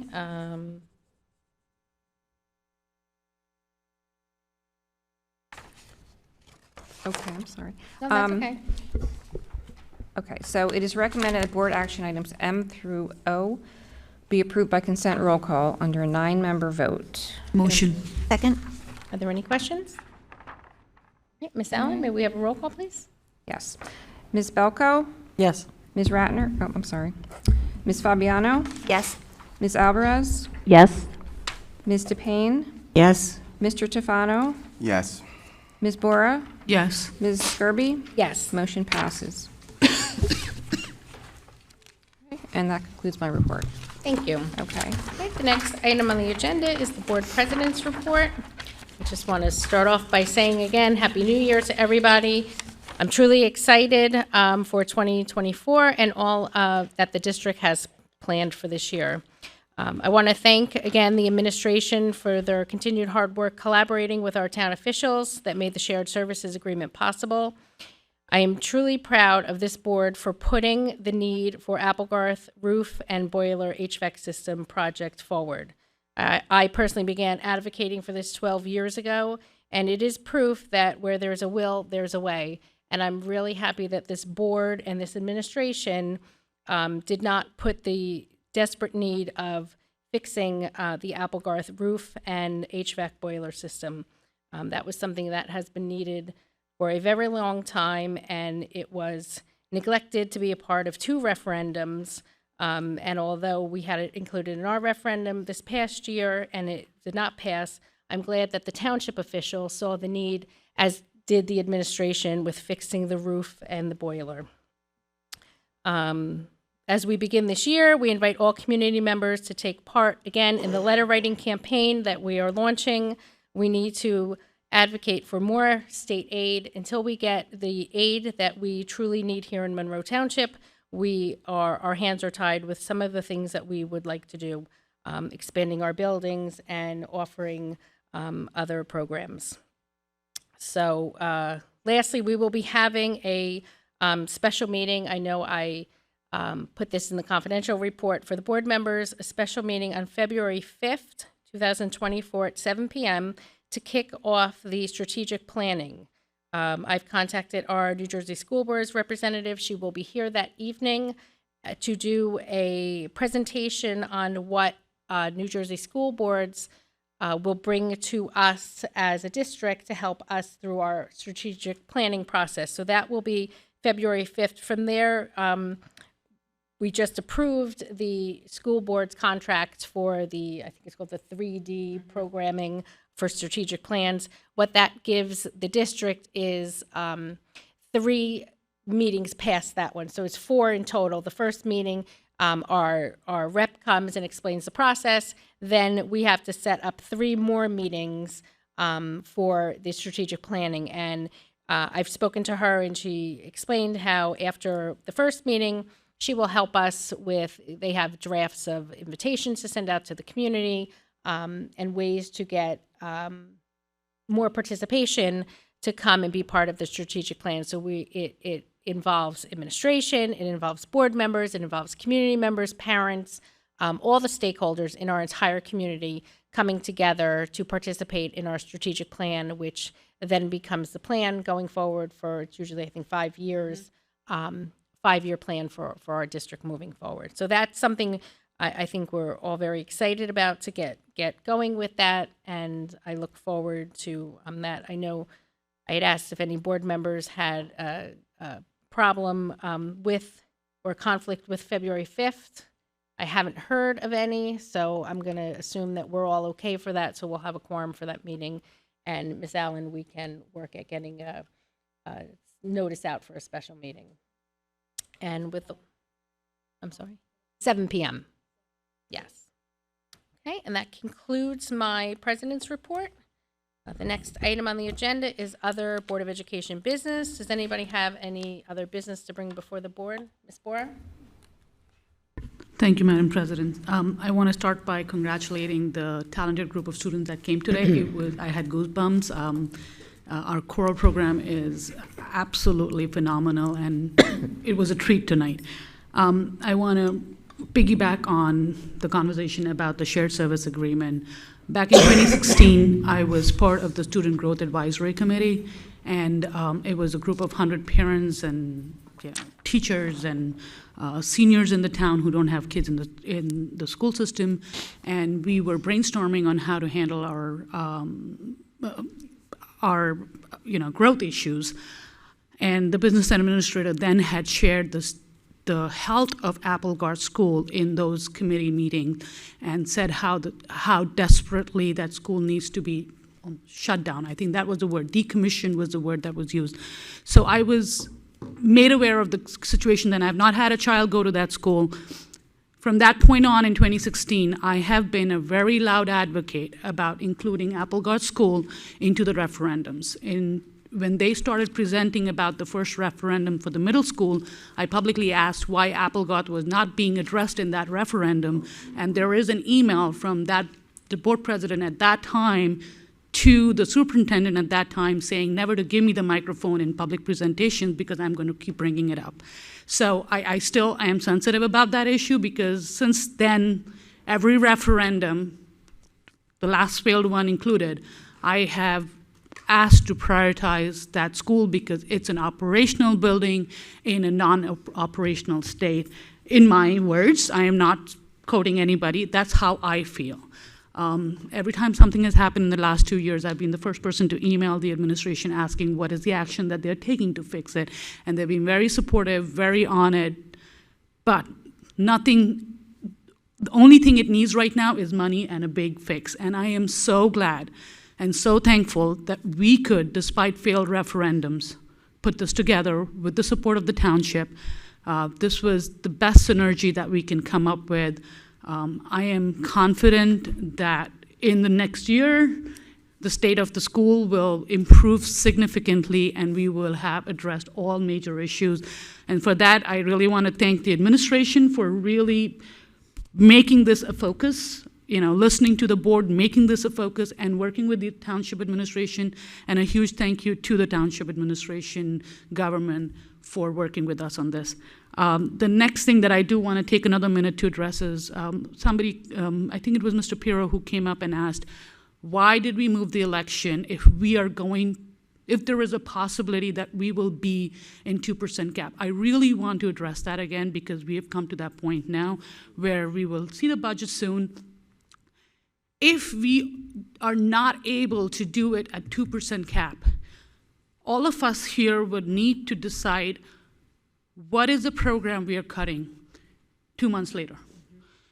And then the only option for us would be to put that as a special school question in November if we had not moved this election. We would have not been able to do anything this April but cut that program.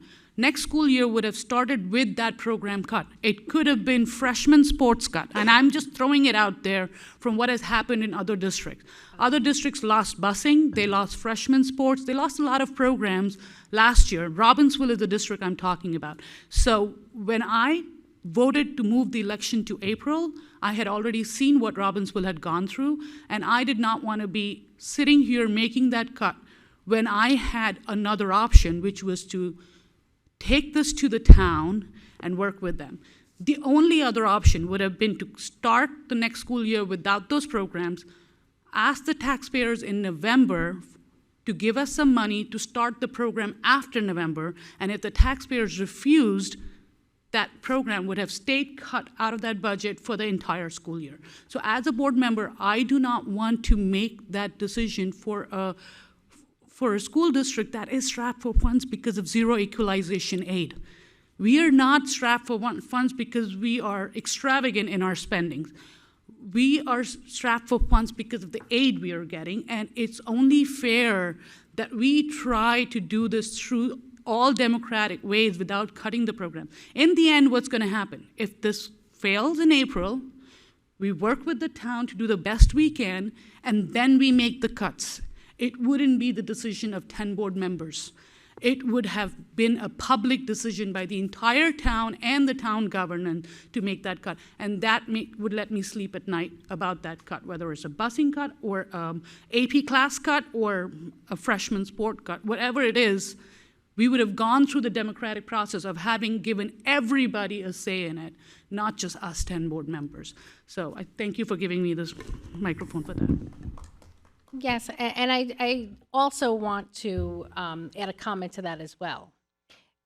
It was at the recommendation of the administration, the board business administrator, board secretary, who advised us that she did not think that the budget could be created under 2% or at 2%, that there was very high probability that we would have to go over the 2% to be able to have all of the programs that we have in place. So that was a recommendation of the administration for moving the election to April and going out for a public vote.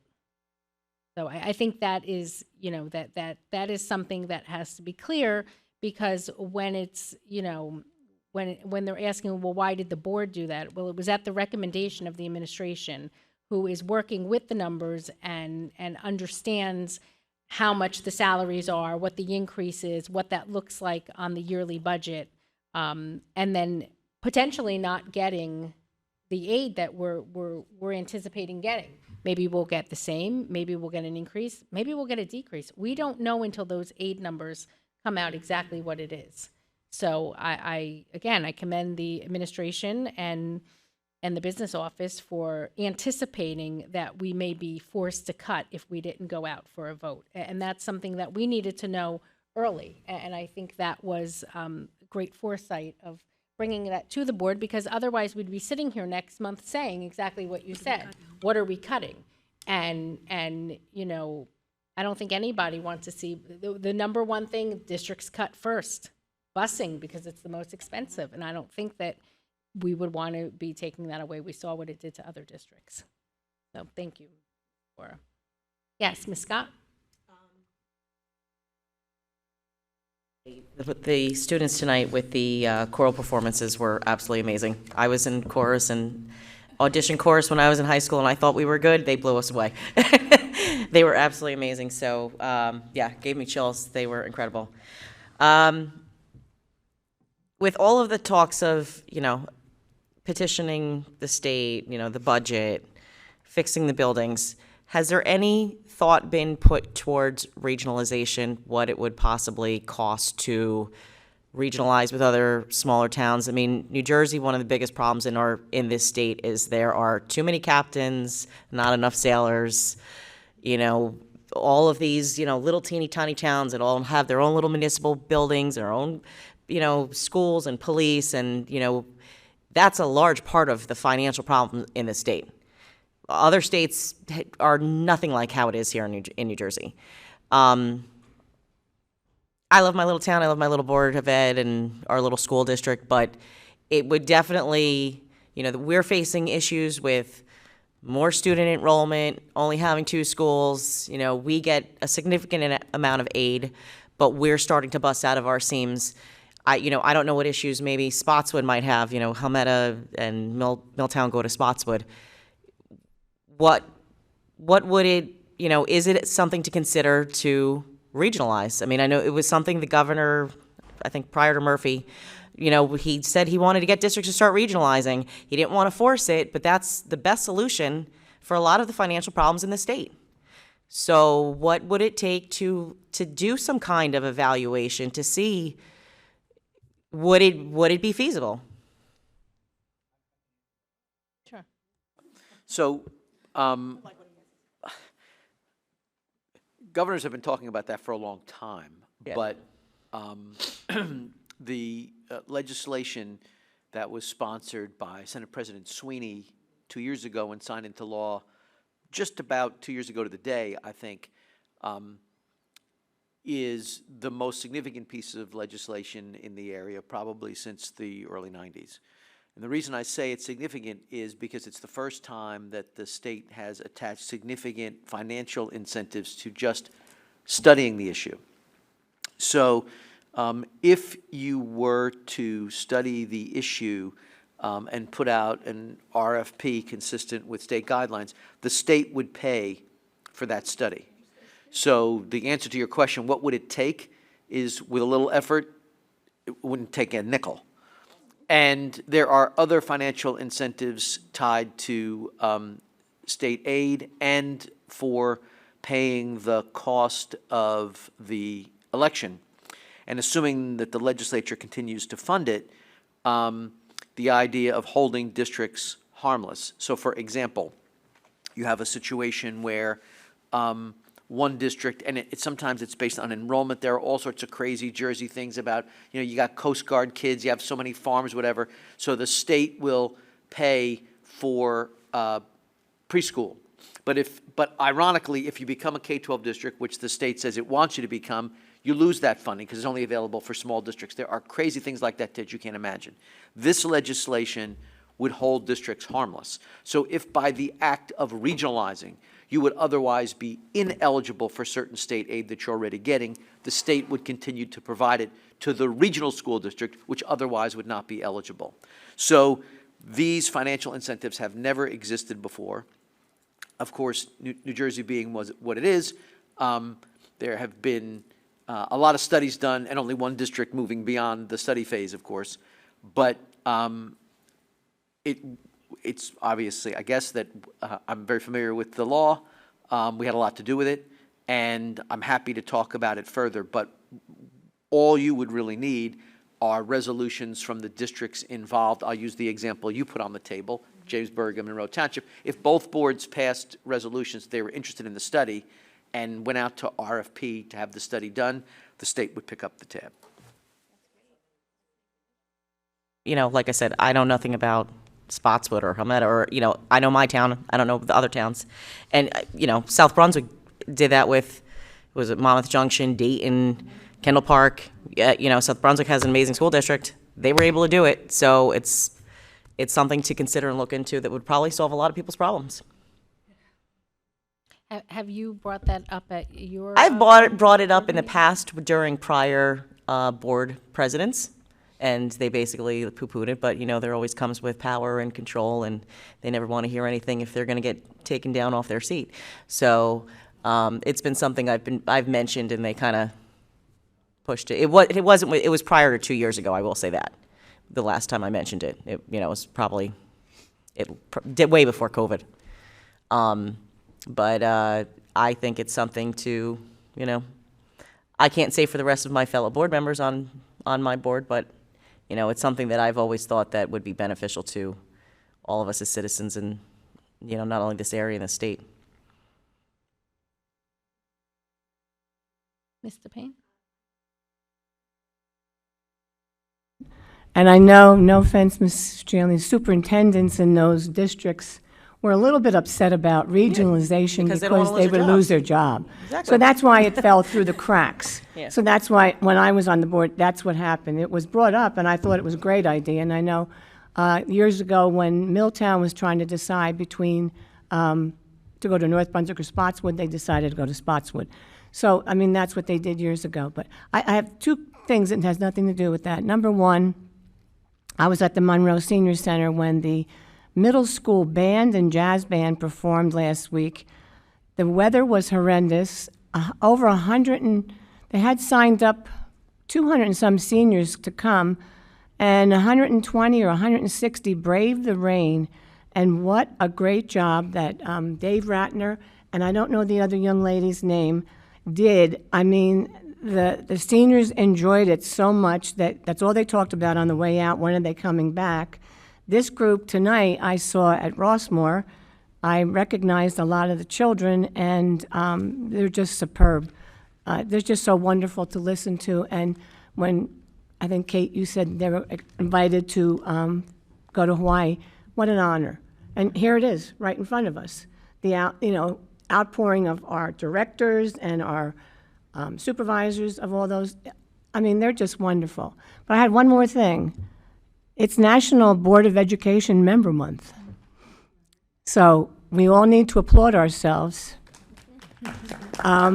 for being Board of oh, thanks, okay. For being Board of Education members, giving your time. It's, you know, I used to say I could have retired a long time ago with all the volunteering I've done in my life, but it's great volunteering. It's rewarding. It's great to see what you can do for children and to come in and hear and see and go and participate. It's just wonderful to be a part of a board that's very active, and I hope and I pray, actually at Mass, that we get the funding to get to, I do. I pray at Mass, light a candle, and between other people I pray for that we get funding and we're able to go way ahead of where we are and keep all of our wonderful ideas for our children and the money in our pockets keep growing and growing. So that's it. That's all I wanted to say. Thank you. Anyone else? Sure. Ms. Alvarez? Yes, hi. A couple of community members have some concerns about communication with the transportation department and the parents. There was like an issue today with the Mill Lake bus. I think one broke down and they had to wait for another one, and the parents weren't notified and they didn't know where their children were. Is this something we can look at a little bit further, like getting an app or Well, something? we've like, talked about an app, but I would encourage the parents to reach out to the transportation department. Yes, they did, and they were told after the fact that there was a bus that broke down, and they were waiting for the new bus to come and bring the kids. Yeah. Normally, this is the first I'm hearing of it, and I'm very heavily involved, as you can see from my confidentials, with transportation and having meetings.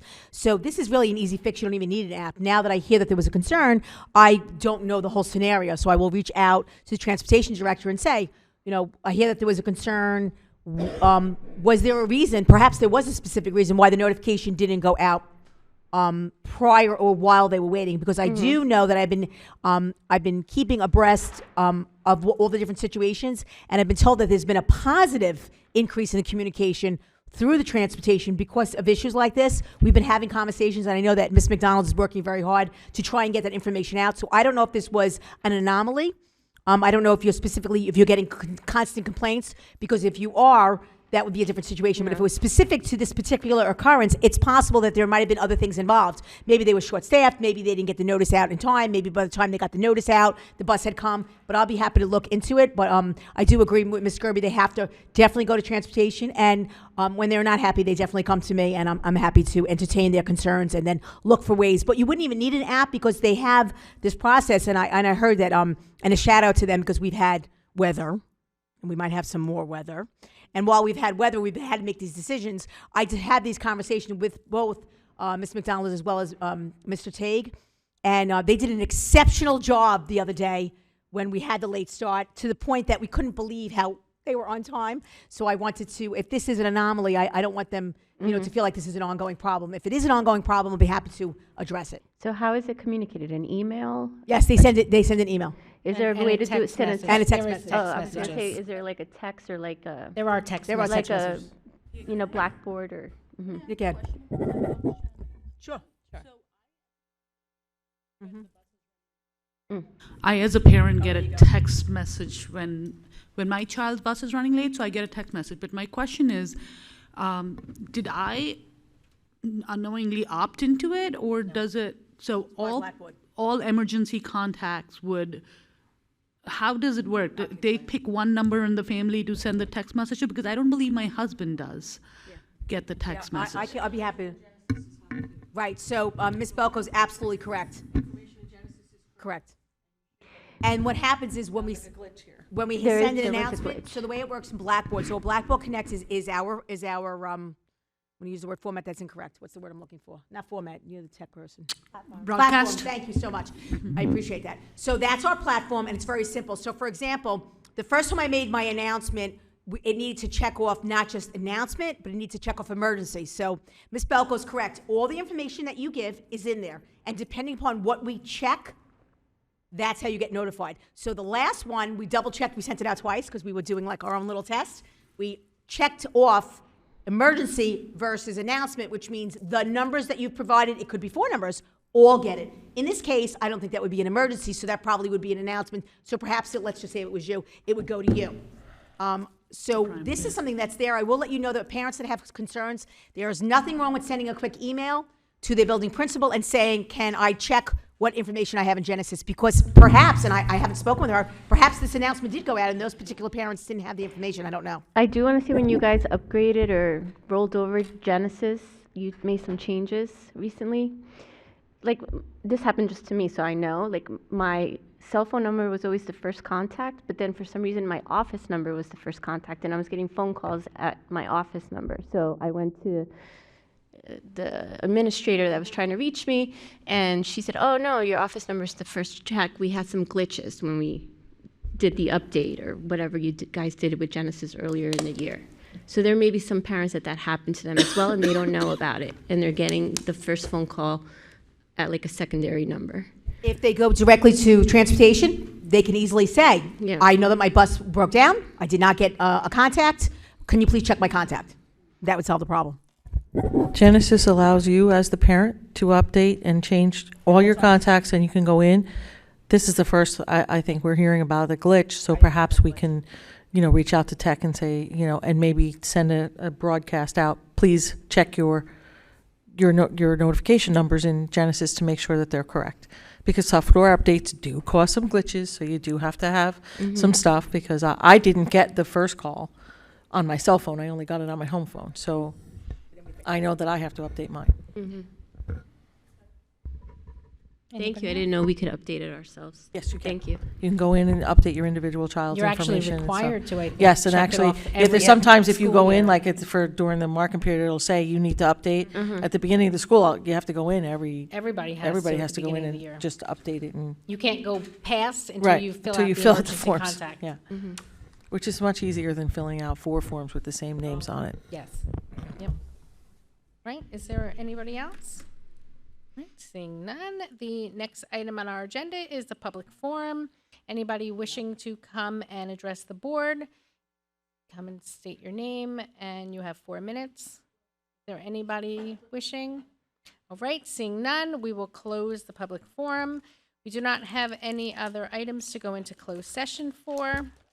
So that will conclude our meeting. The next scheduled board will be the special meeting on February 5th, 2024 at 7 p.m. The next regular scheduled Board of Education meeting will be on February 21st, 2024. Can I get a motion to adjourn? Motion. Second. All those in favor? Aye. Aye. Thank you and have a good evening.